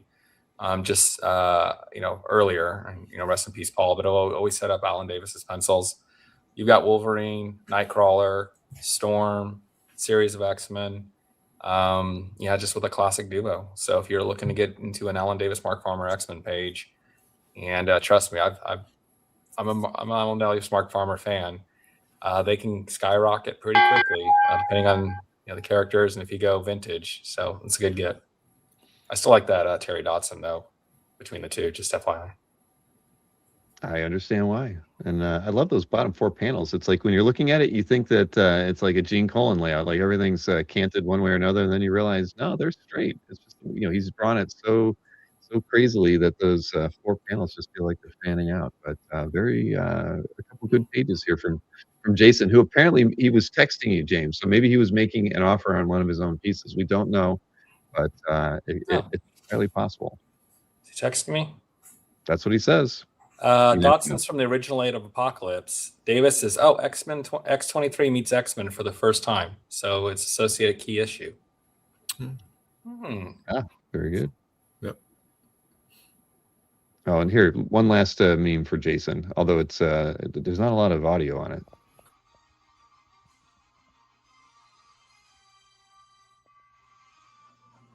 Hold up, guys. I think we have a sale. Well, there wasn't, but yeah, we need to, the music when you see that intro, so you can just kind of think about what that sounded like. Do you remember when the X-23 first appearance cover sold by Middleton? Actually, it sold twice. The link first time or the second time was the one that was like the super high, right? I can't remember. Actually, they both really high. I can't remember. I think the first one went really, really high, and the second one they actually lost a little. It still went high. When you consider all BP. I think you're right. It hasn't showed up on CAP yet. No. All right, round 12, last round until we get into the recap here, everybody. So let's see what Jordan Remember, you can do 12 months to pay off these next couple pages, extended time payments. These are grails. I've had them grails in my collection, and hopefully can be in somebody else's collection as well. All right, here we go. First up. All right, this is the issue that this came from. Captain Marvel 25 is part 1 of the Thanos saga. There are some more of these Captain Marvel pages. I've seen them coming out now, and they command a good price. I mean, these are great cosmic pages here. But here's one thing. How many of you can think of this issue, Iron Man 55, as the first appearance of Thanos? I think we all do. We raise our hand for that. But here's something that there's an asterisk to that. Bill, if you could show the second image that I have of the inscription. Oh, right here. Right there. Great. I met Mike Friedrich. He's the writer, and he actually wrote and signed this inscripted. This is the first real Thanos appearance. And Mike was the writer of the Iron Man 55 issue, as well as these Thanos saga issues. And basically, if you remember, well, if any of us have read this, a lot of us don't read it because they usually get slabbed. But the very last page of the issue, it's actually a Thanos robot. So a lot of us don't read these issues. We collect them, we don't read it. But that's what it was. And that's exactly what Mike was saying, that was a robot in issue 55. And come the Thanos saga is where the real Thanos comes to life. So I'm not saying Iron Man 55 is not noteworthy. Of course it is. I don't want people losing their minds. But if you really dig down into this, this is the first time, this is the birth page of where Thanos, and even in that bottom corner, he's even saying, that's my robot emissary from that previous issue. So Mike Friedrich signed it that way. It's a cosmic page. It's Thanos. It's historic. So it's a way to kind of get a real piece of history. And again, time payments are available for this. That's Thanos' mouth, right? Yeah. I mean, and he's talking in the chair. Yeah. Exactly. This one here. Conan the Barbarian #1, Barry Windsor Smith. I think if you haven't seen the announcement, this is King Conan. They've announced that they're going to be filming King Conan, and the director of Mission Impossible and Top Gun Maverick. So we've got heavyweight directors. Arnold's already signed up. He's already in training for this. And it's going to be in real time. It's going to be 40 years later since the first iconic Conan movie in 1982. But if you think about it, just recently, first appearance of Punisher went for $250,000. First appearance of Luke Cage went for $250,000. We're talking about just the last couple of months. This is a way to get a historic first appearance of Conan page by Barry Windsor Smith at less than those prices. I know it's a big ticket, but honestly, I was considering do I send this to auction right before the movie comes out, or do I offer it here on Dueling Dealers? And that's what this is about. So it's not. I realize it's a big ticket, but in comparison to other first appearances, once again, it's 1972. It's Barry Windsor Smith, and I'm sorry to go over here, but you get actually extra art because this is a stat, not a stat. It's original art, and then there's different art underneath as well. So you get actually 5 panels of art from Barry Windsor Smith. So it's expensive, I get it, but it's a grail. I feel it's not as expensive as the first appearances that go out nowadays. And again, you get 12 months if you want to go ahead and do time payments to pay it off as well. That's a cool last round. Yeah. All right, James. Not worthy. Not worthy. Well, we'll see. Maybe Jason will measure up to a certain extent. We'll see here. What does he got here? Actually, this first one is a first appearance, kind of. No, but it's the first meeting of Wolverine and Puck. So those the two Canadians always had Puck's been a little sidekick. This is John Byrne, Wolverine. Hey, this is the wrong price on it too. I can see why. I was like, I'm buying that. $6,500, everybody. I'm looking at the way Jason typed it out on his sheet. I can see claim. I just looked at that. This one at I don't even. How much is it? It is not $2,500, everybody. It is $6,500. Yes, $6,500. Yes. If I held up the sheet that Jason sent us, it has the $6,500 on like 2 lines below the detail for the piece, and it's right next to the $2,500 for the piece above it. So yes, $6,500. Marcus is, of course, Marcus is going to offer $2,500. Marcus, for you, no. Yes, exactly. All right, $6,500, everybody. No. Apologies. We'll take that one on us here in the studio for that. I would have bought it too at $2,500. I was looking at that thinking we would have fought. That can't be right. I'm a player at that part. Well, the part that I like is John Byrne, of course, is John Wolverine for a long time. He drew him appropriate size, right?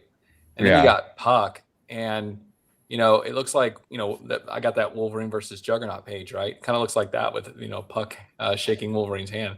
That dude is tiny, but it is John Byrne, Alpha Flight, Wolverine, really cool page, historic first meeting. Yeah. A little bit more than $2,500, $6,500, but a good get.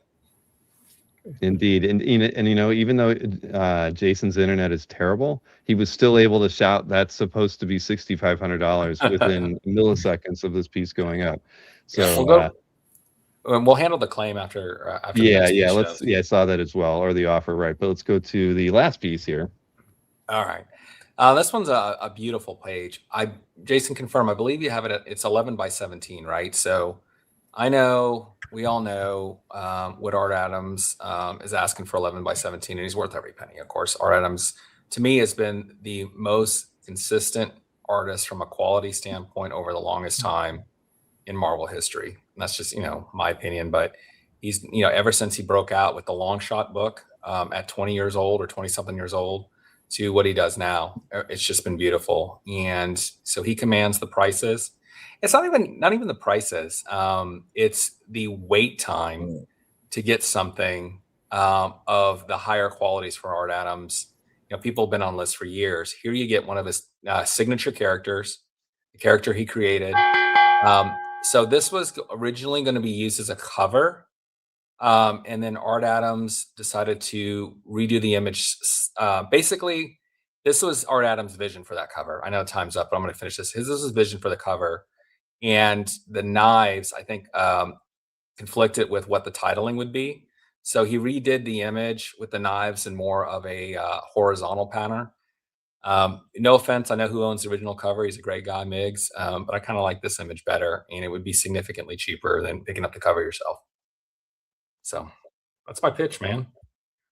It's a beautiful piece of art. So both pieces were $6,500. That is the truth. And I saw, what is this? Marcus is trying to claim 15 Dino, and what was the other thing? I think claim 15 Dino does translate to 12B Jason. It does kind of. But here was the offer that we saw, right? This is what you saw as well, James. That was accepted. It was accepted because I was trying to find. Oh, he did say it. Okay, there we go. You got it, Gabe. Okay, I missed the confirmation. All right, so that was 11A, the Dodson, originally priced at $2,500. Unlike that Alpha Flight page, And it went for $2,000. I'm kind of upset about that one, and I'm not even playing it up or hamming it up. Oh, that's legit upset. All right, well, Grab. Let me get my notes set up here because I do think that that evens the score in sales, but puts Jason in the lead overall there. So yeah, that is right. Somebody's gonna buy that Conan, and I'm just gonna go turn my camera off. Yes. All right. I think I've got everything lined up here. Let me try to get something for the screen here so we can actually see each other. All right. There's the scores right now. 7 sales apiece. 55.85 for Jason / James tonight, and Jordan is at 42.75. So there we have it. Yeah. So let me. We're ready for the recap. We have a fair amount of work to do, and do I have a recap video to play? I do.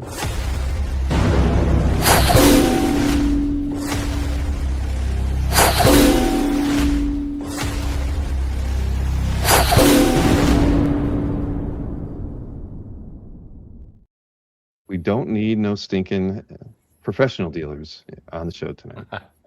So for recaps, you should wear the mask, but I'll let the chat decide on that one. Is that what thanks a lot, James. That is not what I need tonight.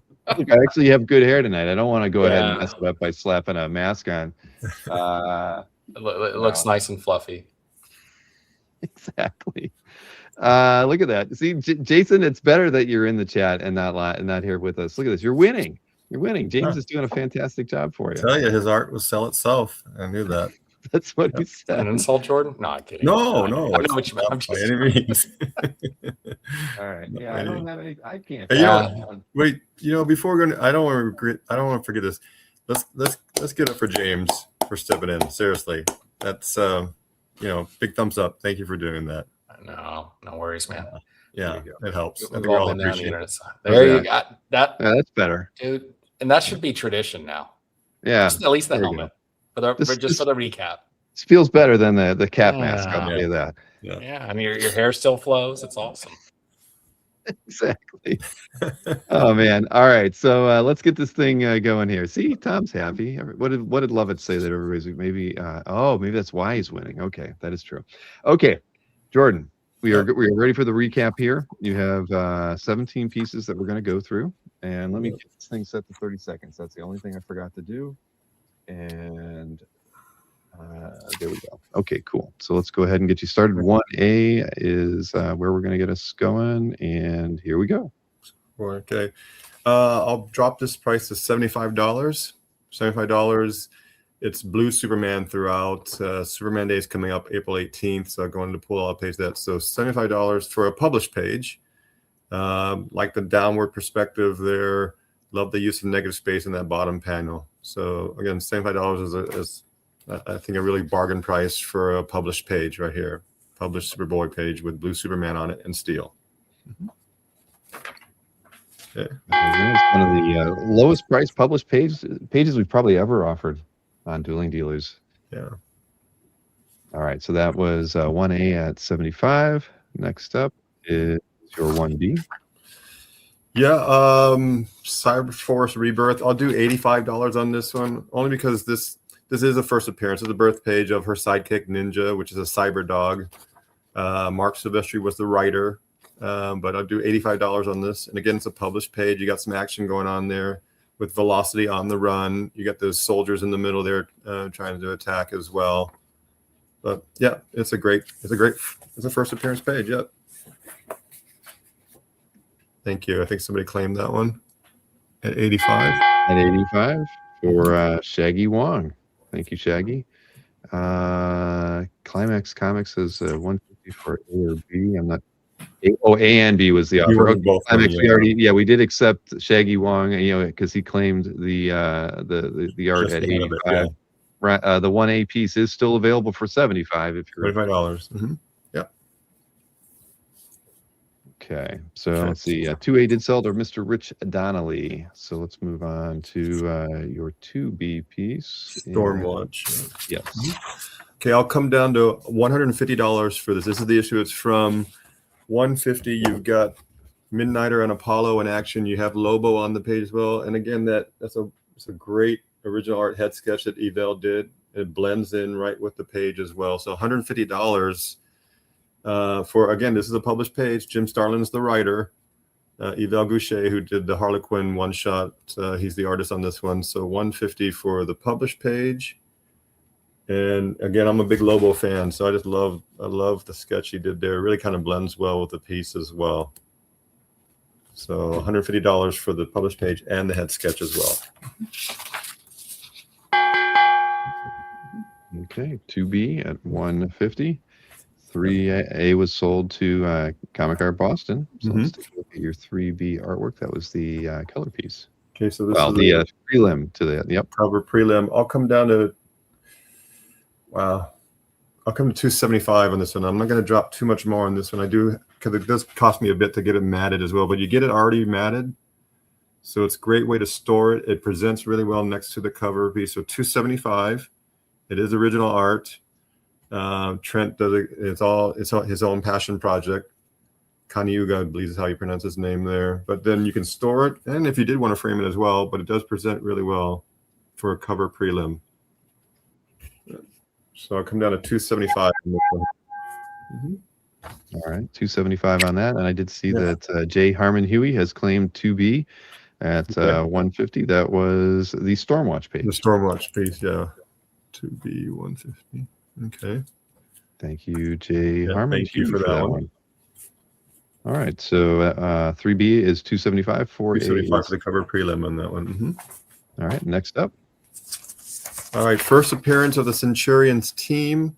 I'll come down to $325 on this one. $325. You do have the birth page of their commander, Crystal Kane. She's in the top panel, but it's toy line. It's 90s goodness. 1987. But you have the full team on here. Don Heck is the artist on this one, but $325. So you get a great nostalgic piece, and it's not just their first appearance of the characters and the birth page of their commander, Crystal Kane, as well. So $325 for this one. Centurions were like one of the best toy lines. All the little guns and everything you put on them. They were fantastic. They were one of the first ones that would shoot their little missile. Yes, I lost them all and shot my brother. Well, you can get the page. You can get the comic art. All right. This prelim, I'll come down to $325 on this one. Again, it's all original art. It's part of the creative process. I've got it matted nicely next to the published cover, so you can either store it or if you wanted to frame it. But I love the action of Acro Year. There you go. Acro Year is the heavyweight of the team, the heavyweight of the Micronauts team. But $325, it's original art, and it's again part of the process. All right, $325 on 4A. And away. So go to 4. I'm sorry, that was 4B. Messing my lines up here. All right, 5A is next. 5A.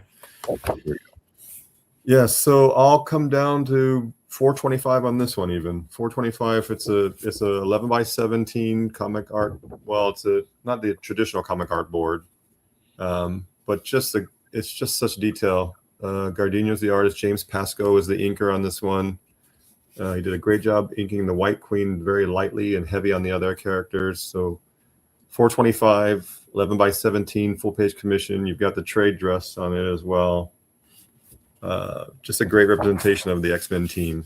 And again, you got Wolverine popping his claws on that too. $425. All righty.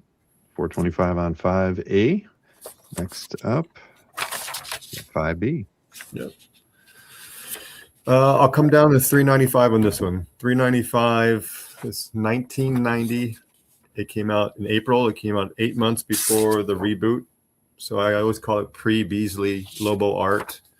So $395 for this one. It's, there's a cachet in trying to get in those kind of pages before Beasley redefined the character. So you've got Lobo all throughout. It's original art underneath the stat that's up in the corner there as well. So $395 for this artist, Doug Mensch. who did Lobo before Beasley took over from there. Okay. So it came out in April 1990 when it came out. $395. All right, $395 on 5B. Marcelo got 6A. So 6A was our next piece, and that was the cover by Barry Blair. Yes, a fully painted cover. I'll go down to $495 on this one. $495. It's 11 by 17.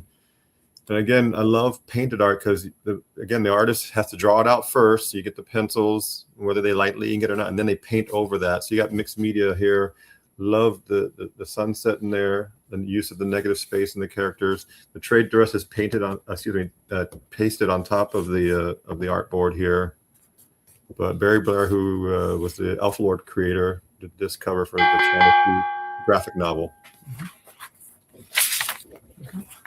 All right, $495. $495 on 6B. Collector Dome got the 7A artwork, so 7B is our next piece, and that was the Magic Commission. Okay, this one I'm gonna take a swing on this one. I'm gonna come down to $495.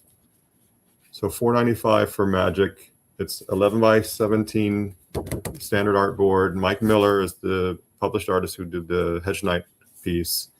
Just really knocks it out of the park on this one. And a lot of times you get commissions, it's like a torso. This is the full body action pose, swinging the soul sword. So $495 for this original art commission here. And Rich Donnelly has claimed that piece. Thank you, Rich. I knew that was going to happen. Nice art, Rich. That's a great one there. 195. Okay, thank you, Rich. Appreciate that. Thank you. Okay, that was 7B. 8A also went to Marcel. So let's take a look at where is 8B here? Here we go. Yeah, Amalgam Universe. This here. I'll come down to $695. I'll take $100 off. $695.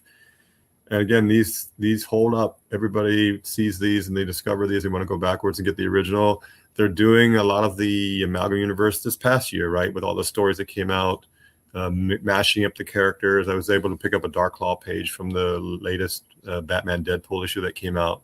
So they're historic in that sense that the companies don't cross over often or often enough. I love it when they do. So I'll come down again, $695 on this one. You got Magneto in that bottom panel there, facing off against Quasi-Modox. That's what he's facing off against.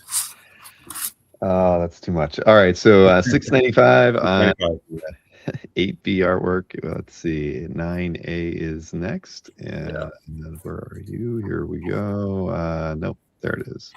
9A. That was the Magic the Gathering piece. Magic the Gathering art. I'll come down to $775 on this one. $775. It's trading card art. I got it matted, so it presents really well. And again, you can keep it in your portfolio this way, or if you wanted to frame it. And Bruce Bernice is a great guy. I met him at Emerald Con, and again, he explains he draws it out first, and then he scans it from this drawing, and then he paints it from there. And that was what he painted for the card. And this is the only drawing he did. He only did the one drawing. He didn't do it on computer. He didn't do it other variants. And $775 for this Magic the Gathering trading card art. All right, and I see an offer in the chat by Rich Donnelly. He's offering you $600 for the Kitson, which was the Magnetic Men.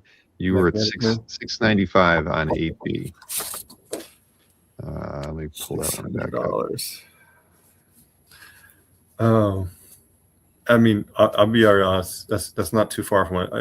If we could do $650, Rich. I know you bought from me, and I appreciate it, but it's not too far from what I got it for. So if we could do $650, it's yours, and then of course you'll have combined shipping, so you're not paying extra for that. So for Rich or for anybody, $650. I can do that. All right, Rich. Thank you for the offer. We appreciate it. And Rich is asking you to split the difference at $625.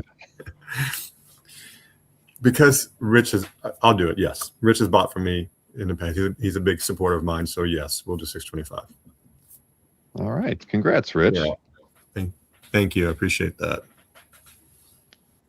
Okay, and you were at $775 on the Magic card art, And let's see, the next two pieces were sold, so we're going up to 10B. Yeah.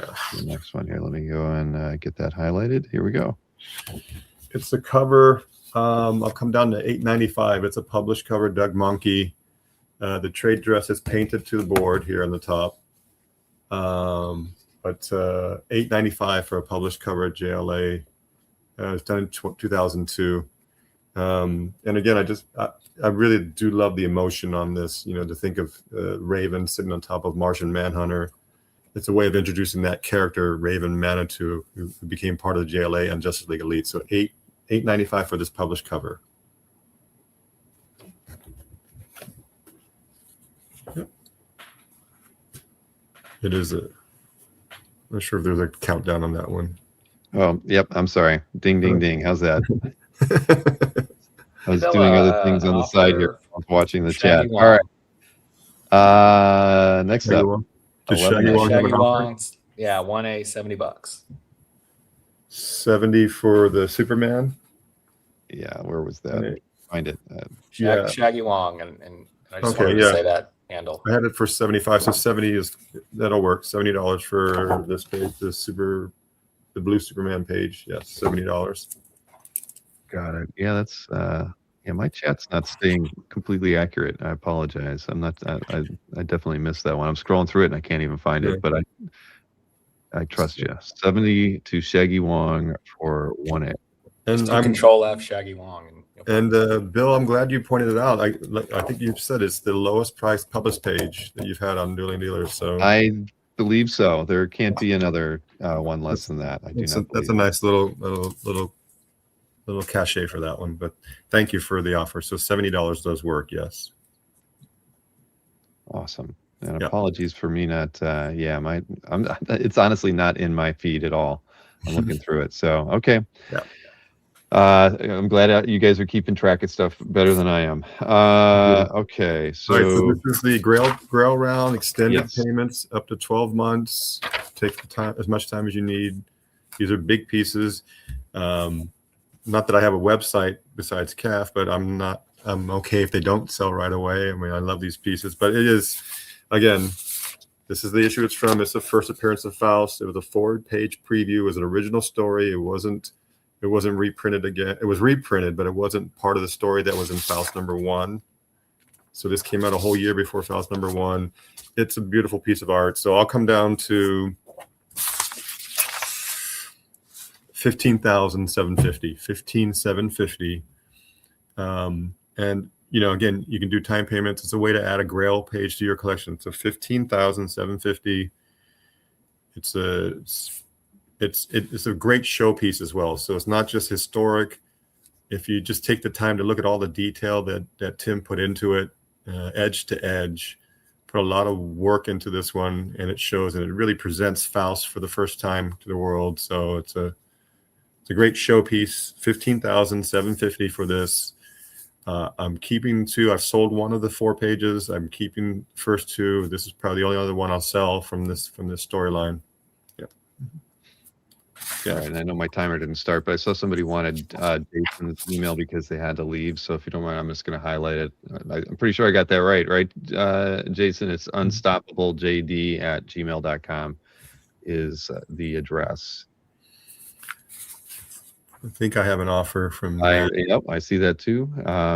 So let me hide the banner there with Jason's email on it and get the offer up on the screen. Matt knows why I'm smiling, and he's a big supporter of mine, and we're doing a different deal as well. So,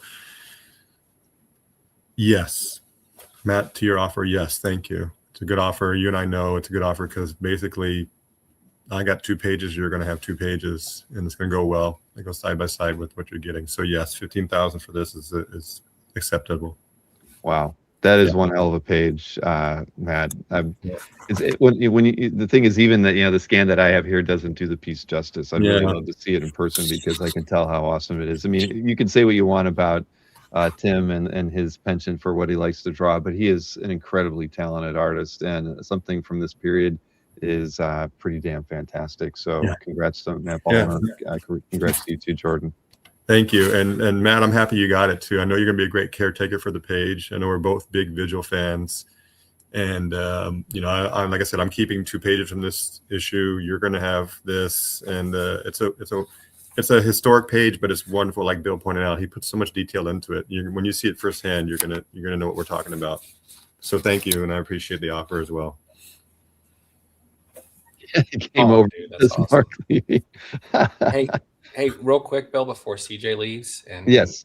we wanted to offer CJ for his birthday $80 on the Samney if he wants to take it. Now he already claimed it for 85. You're going to lower it to 80? Yeah.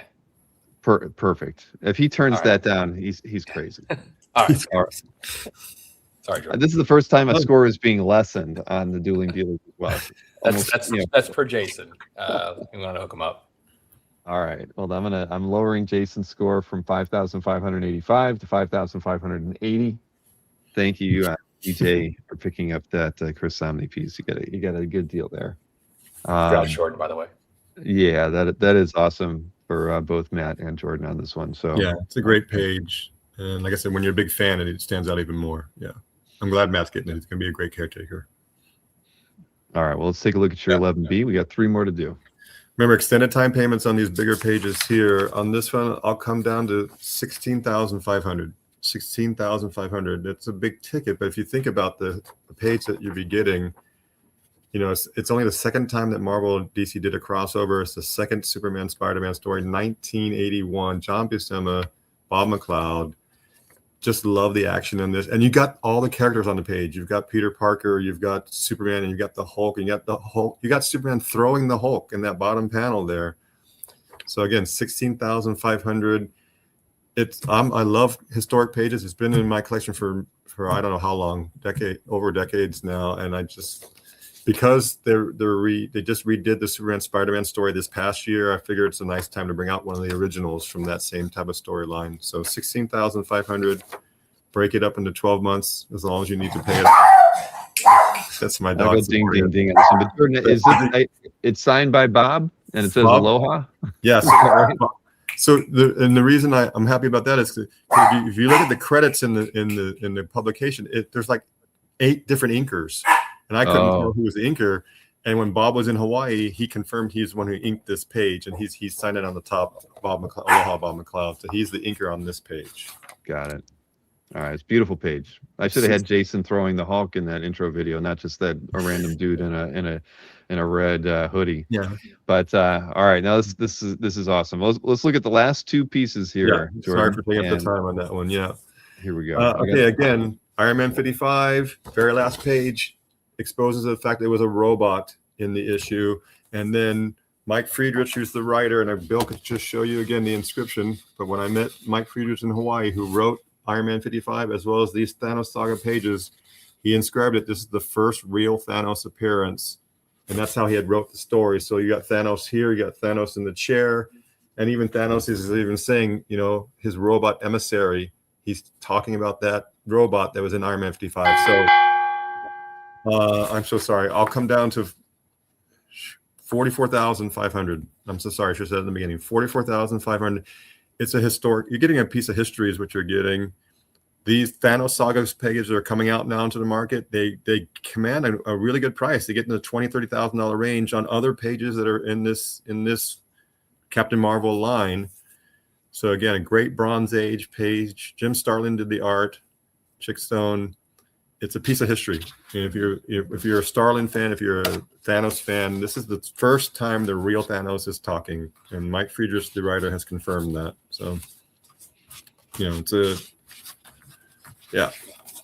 great piece of history, basically what it is. So 44,500 for that one, and the last piece, the Barry Windsor Smith. This one, I'll come down to $89,000. I hate to say it, like I'll come down. $89,000 is what I'll offer for this page. It is, like, again, a first appearance page of a major character. Conan has been in so many issues.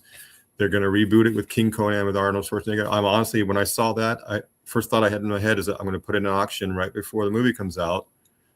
And again, with the first Punisher going for $250,000, and the first appearance page of Luke Cage going for $250,000, those characters in comparison is Again, I'm biased, but it's Barry Windsor Smith. It's 1970. It's Conan.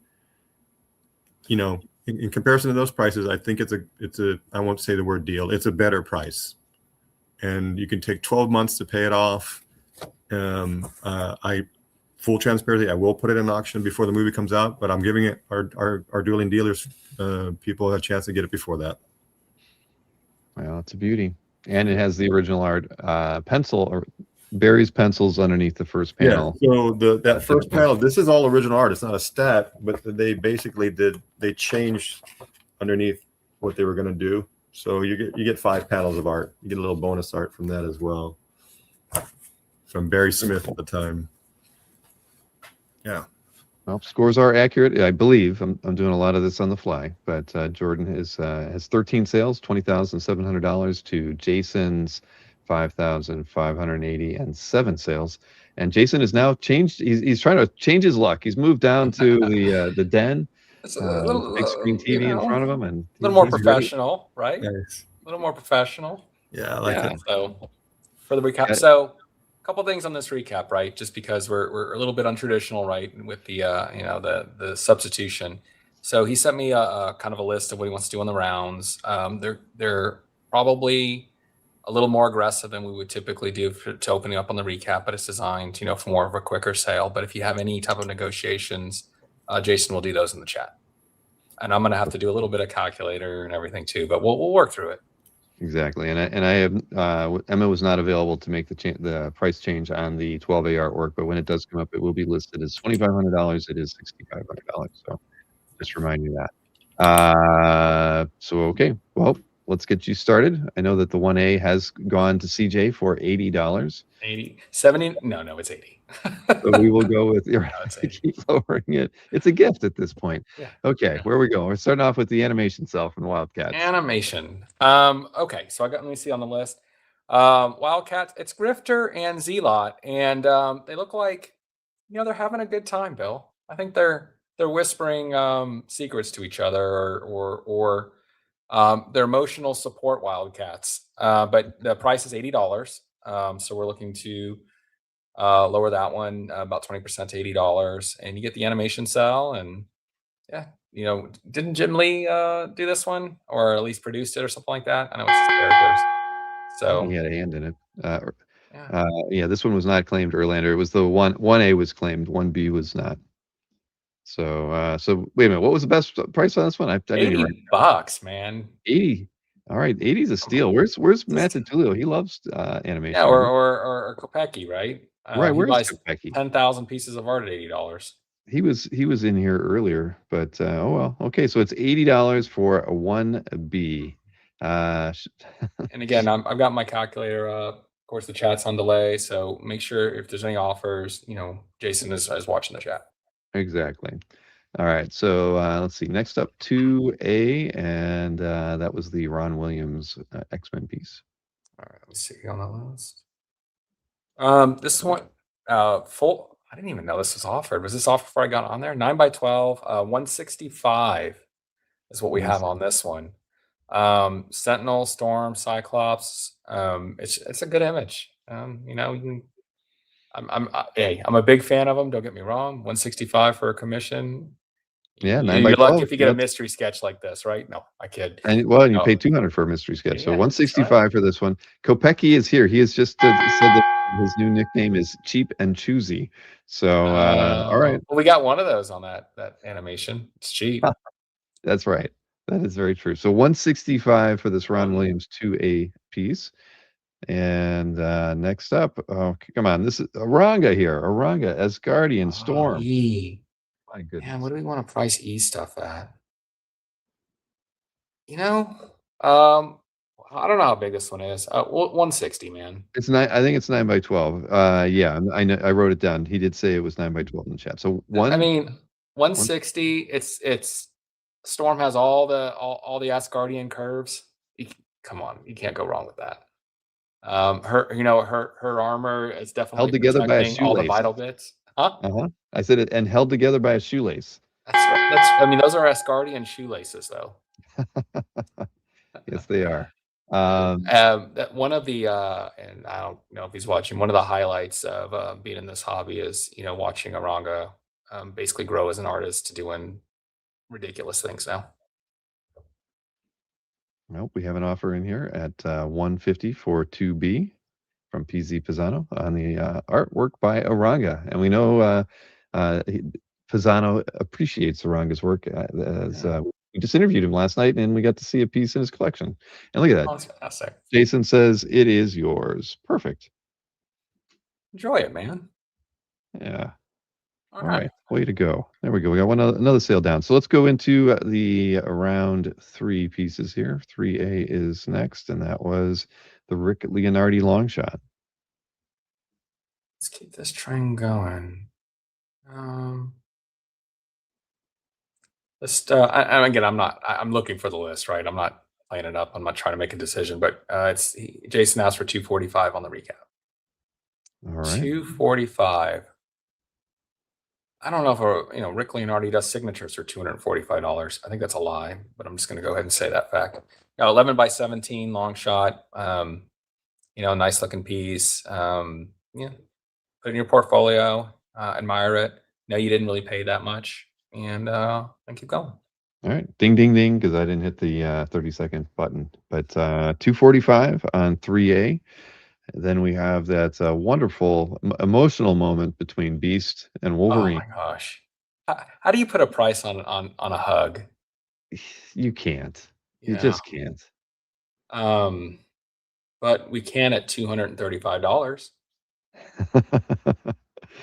Yeah, that's a fair price for this piece.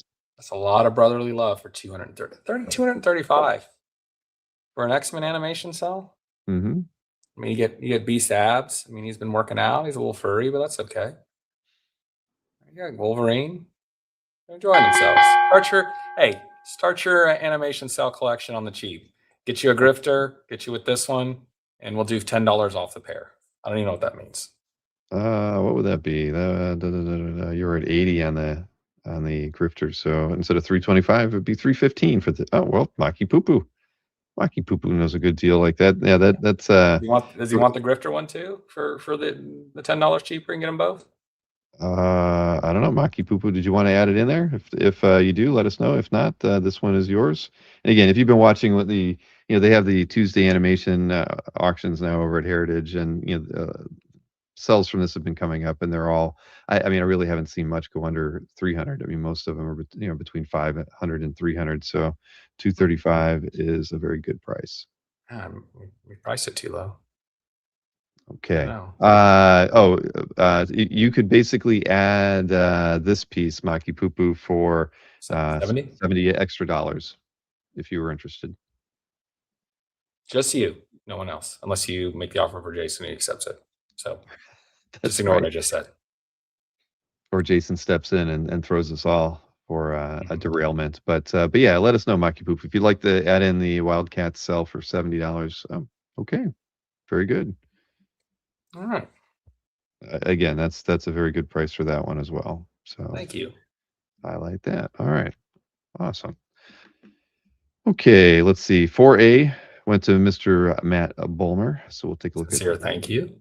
On behalf of Jason, I don't care, Matt. No, I kidding.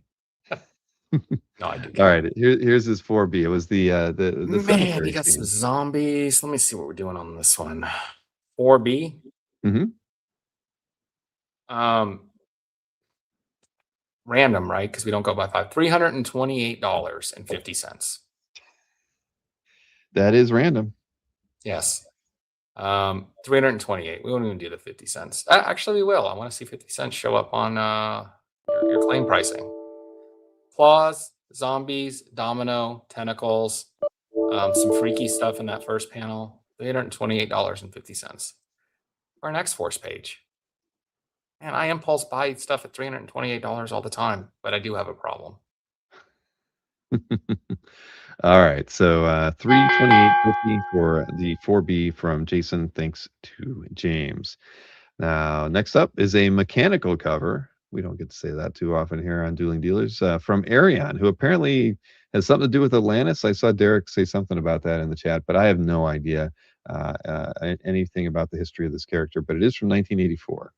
Yeah, I mean, it's got ninjas and ladies. Oh, first, so you don't have to ask. $3.95 is what Jason's asking on this one from a recap perspective. Jordan, what do you think? You gonna sell it for me? Mechanical cover, ninja swords. How you doing back there? Mermaid? It's got a freaking mermaid on it. It's still part of the production process. That's its selling piece, right? So, I mean, instead of paying what, 8,000 for this cover, if not more, you're getting it at 400. You want to do 400? I think 400. Yeah. I asked for $3.95, but if There you someone go. buys it, we'll do it for $3.90, and Jordan gets $5. All right, so $3.95 or $400, whichever you prefer to pay on that on 5A. That you got that. 5B went to Rich Donnelly. So let's take a look at 6A. Thank you very much, Rich. And where is 6A? Oh, that's right. That was the Chido color guide. Man, so do you know Sean Rutan? I know you do. With Hanks, yeah. and also awesome guy. First of all, before I start, $480 is the ask on that, so 20% off list. That one's easy math.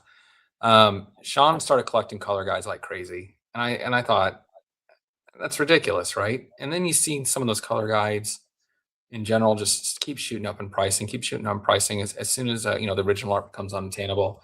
I mean, I know, Bill, you have one of the best color guides I've ever seen in a collection with that Phoenix, but this is Walt Simonson, Cyberforce, and Joe Cheeto color guide, and it's a cover, right? It's a cover. I know that Jason said it was used in many different places. I don't recall all the different places that it was published, but yeah. And Jason is reminding us that the Aryan is the published cover, not just a stat or anything like that. Yes, Jason. Awesome. All right, so 480 for 6A. 480. It was an ad. Okay. They're beautiful pieces. Like I said, I got some in my desk drawer right now. Oh man, we shouldn't discount this X-Men that much. Let me see what he's got. So Jason is asking $590. He's dropping this one $10. Override him. I'm gonna do the same 20%. $580. So it's $10. No, 480. Let's see. Sorry. Throwing me. 480. 480. Jason's sweating it right now. Cursing your name. His dogs are barking right now. He gave me some leeway, but he asked more on that one, $590. But I like consistency. Wow, that's a big difference. Well, 480. Well, it's out there. 480. You said it. Yeah, 480. And what was this? I hate horror 4982 is in other words. Yeah, let me switch back to 6A here. So so what that is, I hate horror is it is a color guide. So it's Simonson's art that is reproduced on, I'm assuming probably something around 9x12 ish. It's like give me an example on the size, like right? that. So it's not all original. Here's the a coloring. Giller piece I just got. Ooh. Yeah, you're disappearing. Here, I'm gonna go off this crazy ass background. Yeah. But color guides are copies from the inked artwork put on a board, and the colorist colors directly on it. That was common practice before the advent of doing everything digitally. So the colorist Joe Cheeto, super well known, still a really popular painter today. Worked with Wildstorm and did a lot of the coloring for their books. His color guides are, at least from that era, are probably the most valuable ones that are out there. But so these are original colors on a reproduction of. The big thing on the color guides is they are one of one. Yeah. So I mean, it's not the original pencils. It's kind of like ink over blue lines, so to speak. But the inks are one of one. Is the color guides one of one too? Yep. It's still part of the production process too. So we're still at 480 on that 6B though. Let's remind everybody of that. Even though Jason wanted to be at 590 for that. So 7A went to Jimmy Stacks. 7B is the next one. That was the card art.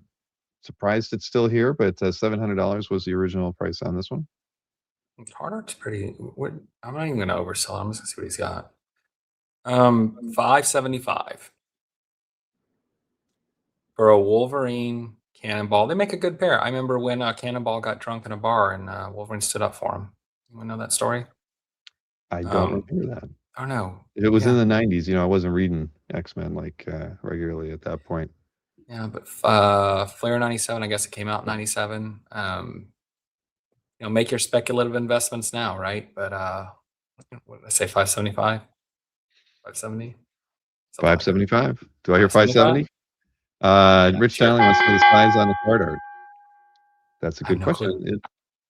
I don't know. Jason, you would know. It looks like it's a board turned on its side, so I'm thinking it's 11 top to bottom and probably 6.5 by 11. I don't know, but Jason will let Rich know in the chat. The only guy who does 90s X-Men probably more than me and Jason is Rich, and I respect it. So. Yep. So instead of answering the question, Jason says, "Rich, you saw it in person." So there you go. Answer the question for the audience. Be helpful, Jason. Yes. We all want to know. He's going to get a tape measure. Just use your hand. Come on. Haven't you learned anything from Anthony? How many cigarettes up and how many cigarettes across? Well, he's figuring out the size of the artwork. We'll go on to 8A next. And let's see here. That was the DPS. Oh, yeah. We're going to do the full 20% vote on this one. So that one's 560. That's a lot of art for $560. Again, it shows very, very well as a DPS. Not Wildcats. Familiar myself, but Jordan sold that one really well in the original rounds. Mm-hmm. So $560. He did a double page splash. Jason's taking offers in the chat. Yep. Rich has offered $500 for the card art by Roger Cruz, but I know that Unstoppable JD is trying to find a tape measure right now. I'm going to give you an 80% yes, Rich, but I can't give you the full yes. All right, but we're going to go 560 on the Dan Norton DPS here. So we'll go ahead and take a look at 8V while we're waiting for Jason to return. That was the Sal Buscema Submariner page, originally $800. What can you do on this one, James? 780? No, I did that wrong. I did minus. 665. 665. It's a lot of tentacle for $665. It is. You can impress all your friends with your tentacle collection that you're starting. But how much is that per sucker? I mean, it's Sal Buscema, Submariner. If Nick's watching right now, he'll sell it for us in the chat too.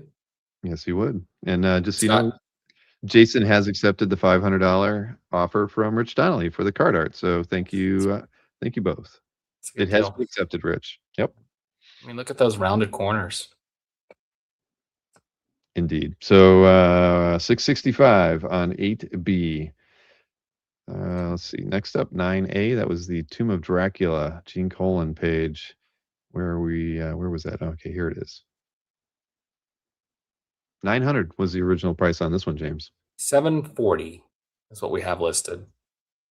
740. Which one is Blade? Is he the polka dot dude? Or Blade's in the issue? I don't know personally. I never read it. Yeah, he's the one wearing the pajamas. That's him. Is he really? This is Blade pajamas, guys. When often are you going to see the Daywalker in polka dots? That's pretty legit. Plus his matching floozy has polka dots, and there's one with a lingerie. We'll say matching lady friend. Sorry, my apologies. All right, and I didn't hit the button again. I'm sorry, guys. But you're at 740 on this one, 9A. Yeah. All right. Good. Blade is topless. Yeah. Blade, but say that too often. Yeah, those are the scariest polka dot pajamas that you will ever see in Marvel. Yes. That's the first appearance of his polka dot pajamas, or birth page.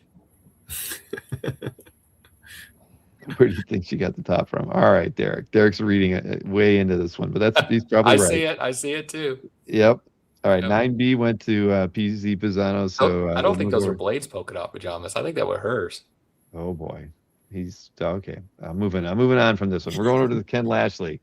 Look at all those heroes in his glasses there from Midnight Suns Hunt 3 cover. 10A from Jason. We're gonna do this one for $850. Ken Lashley, Marvel cover. Midnight Sun's coming out. Really cool image of Blade. It's done well. $850 for a published Marvel cover with any type of artist name attached is a pretty damn good deal. So I think we're pretty firm on that one. But Jason's in the chat. If you want to try to catch him on his very rare good side, you can give it a shot. But $850 is the asking price. Somebody All claimed right. it. Well, Tony New York Jr. has claimed the Lashley. It's awesome. Perfect. That's a good deal, man. That is a very good deal. Again, you're not going to get a Lashley cover at that price ever again. I'm sure Jason would have done it at $900 if he had internet connection, and then you could have talked him down. But $850 starting is a good deal, real good deal. Yep. All right. Thank you very much, Tony, for that one. Marty Weber got 10B. So, and Gabe got 11A. So next up is going to be the Alan Davis, right? Yeah, that's the 11B. Where is that one? There's an offer. Oh, sorry, did I miss it? No, sorry, I was not looking. Okay, what do we got here? We have a offer from Marty Weber, $1,000 on Jason 6A and 7A. 6A was the Cyberforce Joe Chido piece. You had a 480, and then the the 7A. The 7A was the one that was already claimed though. So I'm not sure, Marty. Maybe 7A and 7B were both claimed already. So I guess maybe rethink that offer, unless maybe the number's wrong. Maybe it wasn't 7A that you were trying to throw in there. But let us know. And I will. I've got everybody helping me here in the chat while I keep going back. Was that the Majestic? Oh, the Majestic was. Which one was that? That was. I'm having a hard time finding that one. 8A is the one you were talking about. So okay, so 6A and 8A. 6A was the Chido at 480, and the Dan Norton Wildcats DPS was 560. So combined, they were reduced to 1,040, and Marty Weber is offering 1,000. Gotcha. Yes, Jason. So, Jason, do you accept? Since he's taking the time to corroborate all of that. His internet's slow, everybody. He's getting there. I'd imagine he would, Let's right? Yeah, I would. Yeah, that's a good deal. I Good will say, offer. Marty, I appreciate your offer. Yes. Greatly. Very, very nicely done, Marty. Nice. The dogs won't go hungry at the D'Ambrosio house, nor will the fish in the koi pond, or the stingray in the tank, in the saltwater tanks. They're all going to eat well for the next month, even though it's tax day. He's got an impressive setup, man. Especially with all the aquariums. It's pretty cool. All right, let me get over to let's see again. 11B is the next one we need to show here. That was the Alan Davis, Mark Farmer, Uncanny X-Men. Well, we want to try to win this. So we're gonna price it to win the overall dueling dealer. So this is going to be $20,025. That way we can. I'm sorry, $2,025. Oh, my bad. 2025. Is what the ask is. 2025. 2025. Taking off $475. That's a good deal. That Now is. you get free shipping if you go for the 20,025, but 2025 on Alan Davis X-Men page. It's pretty solid. That is a very solid, definitely good price. So 2025 on the 11B Alan Davis Uncanny X-Men page. All right, now before I show this next slide, everybody, it is not $2,500. It is $6,500, and then we're going to see what the best price is from James and Jason. So let's go ahead and show that one. This is the 12A John Byrne Alpha Flight 17 page, not $2,500. It is $6,500, but what is your best price? $5,450. That's good. Let me double check. That's $1,000, $1,000 off. That's a good 50. Yeah, 54. That's round 12. Yeah, 5450. That's what he texted me. John Byrne with Wolverine, Alpha Flight, in a little bitty puck.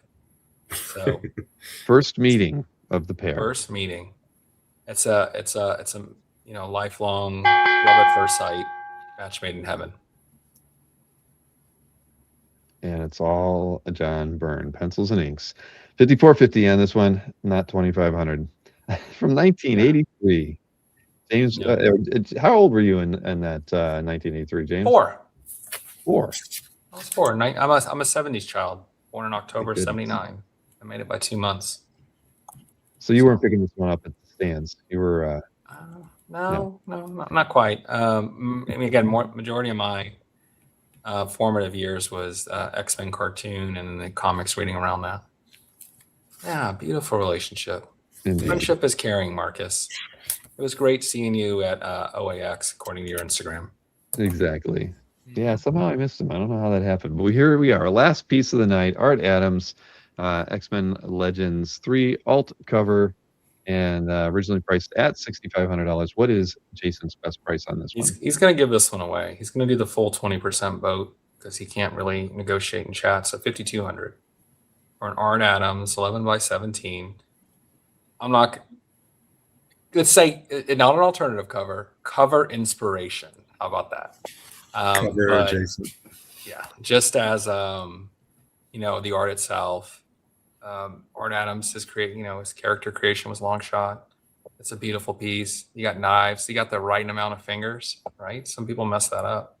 They do, and again, try to get Art to do something like this, in a commission style piece. Heck, I mean, the 9x12s or the 8x10s command a pretty. I mean, like more than half of what you just reduced this one to when you see them go up for auction. So yeah, I know $5,200 is a good price on this one. 11x17s for Art Adams now for anything of effort. It's 11x17, Carl. Yeah, they're 5 figures now. They're 5-figure commissions. And you know what? There's other artists that have 5-figure commissions too, and God love them, right? They can command it. Yeah, I think Art Adams, as long as he's been doing it, what he creates, what comes out of those commissions, they're always showstoppers. I can see why he not only can offer 5-figure commissions, but he can have a 3-year waiting list on them. Yeah, that was 5,200, Carl. And Jason, I don't remember I don't think he offered 11x17 full figure when he was taking the commission list for OAX. He did. There were 12K. Was there one? Was it okay? I only remember the really expensive $12,000.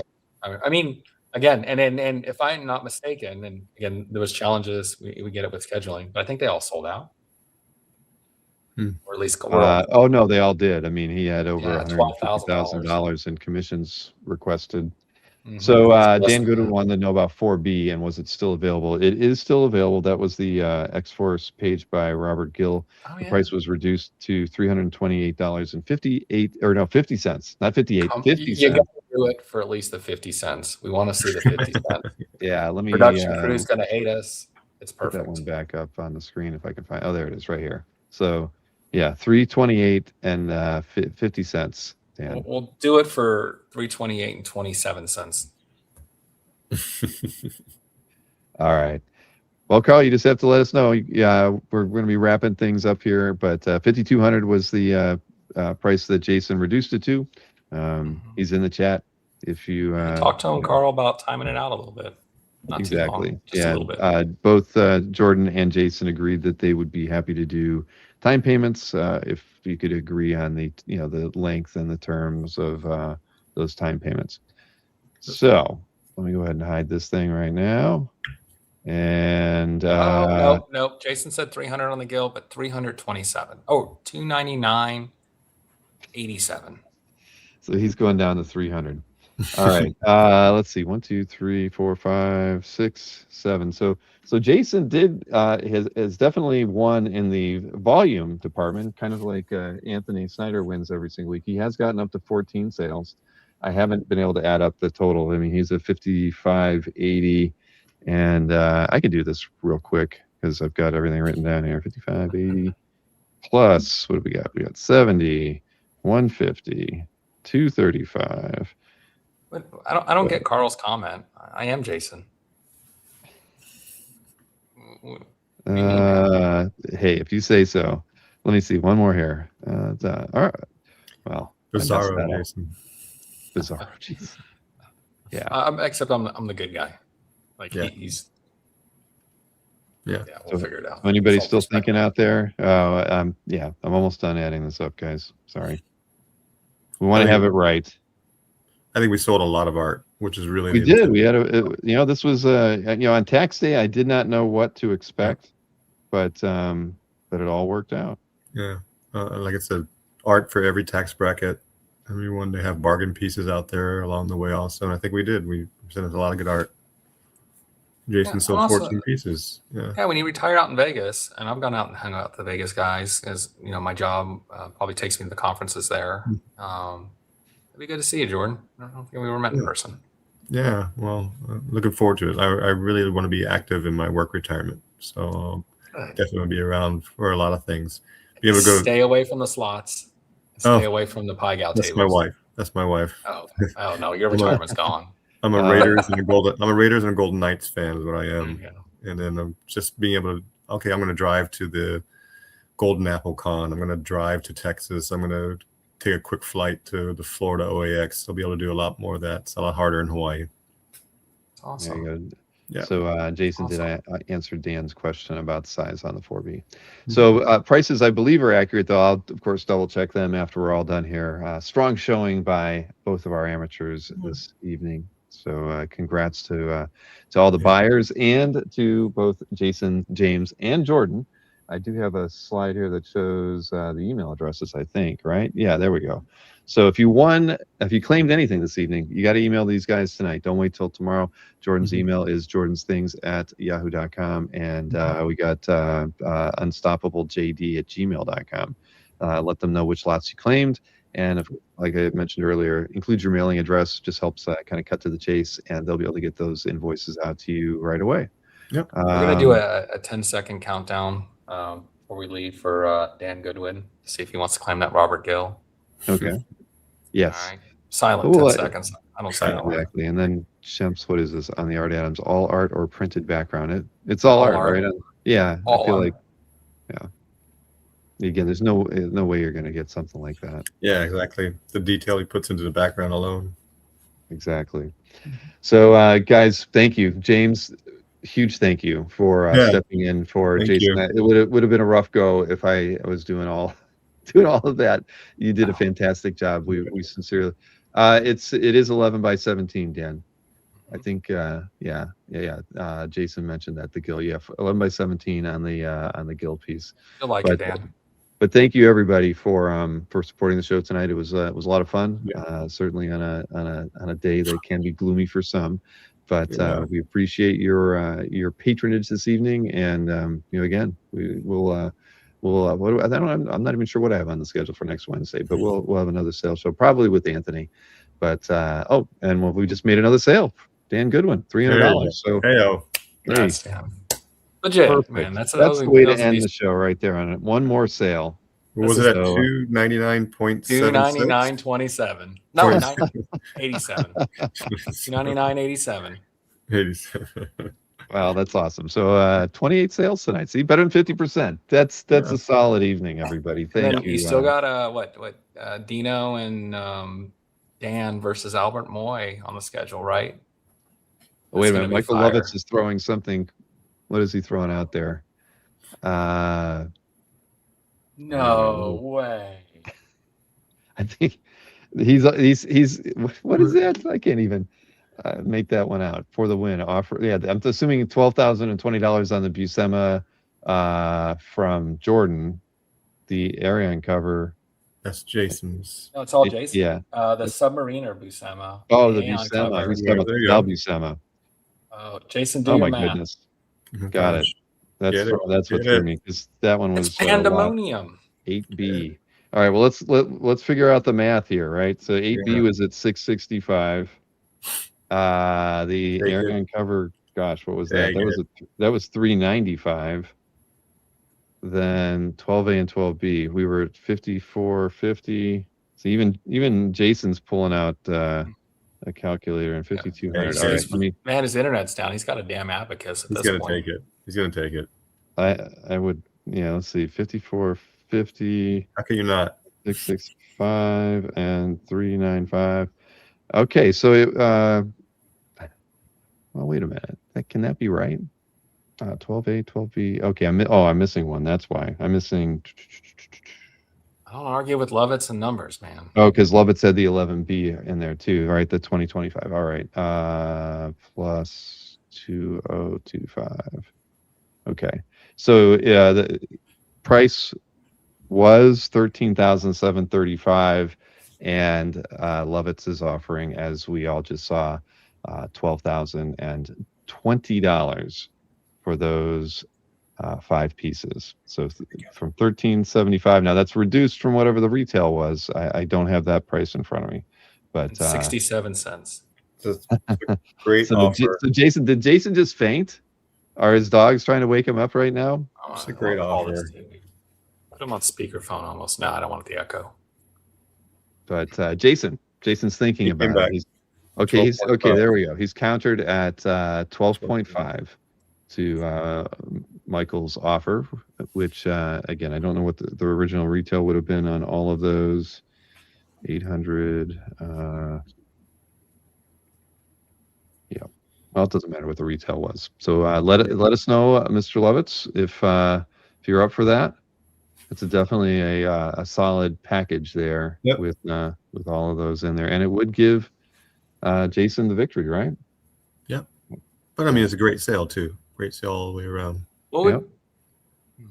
Okay. Well, Michael is saying that's the best he can do. $12,020, Jason.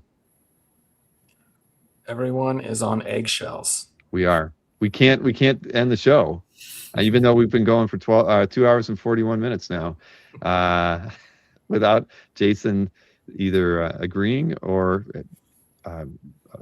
allowing Jordan to walk away with the victory this evening. I think everybody wins. Seriously. Of course, absolutely.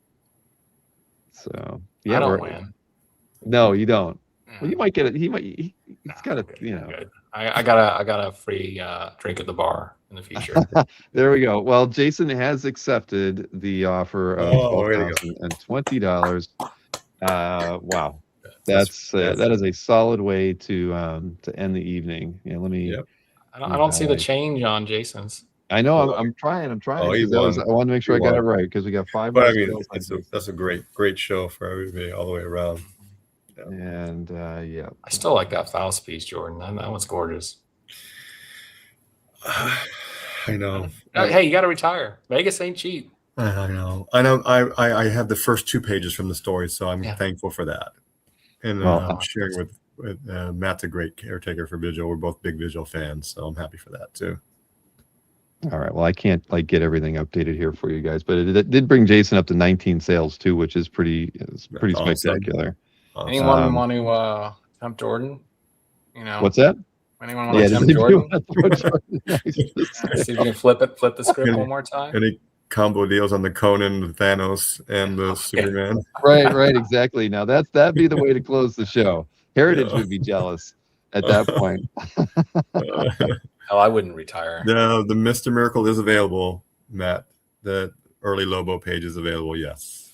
I'm just trying to make sure I get all the lot numbers right here on Hit it down to $395, Matt. $395 if you want to add that one.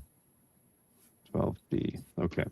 All right. Well, I kind of have everything completed on my side here, but so Matt Ballmer has now added an extra sale to his. Yeah. And which one was that? Which lot number was that? It's lot 5B as in Bravo. The Mr. Miracle 14, the Lobo.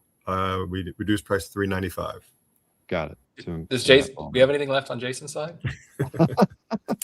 We could end up with a sellout if we go to like 2 a.m. Okay. Wow. It is what a night, Collector Dome. You're absolutely right. So we're someplace over $40,000 in sales this evening. It was a very interesting ending this evening, Michael Wigan. Wow. Thank you, everyone. It was an epic evening. So but we got to call it, right? If anybody wants to, claim anything later, you saw the email addresses. They are on the screen right now. You're more than welcome to reach out to both of these gentlemen and let them know that you saw it on the Dueling Dealers. There was a piece that was still available. you're more than welcome to reach out and see if it's still available at whatever price it was reduced to.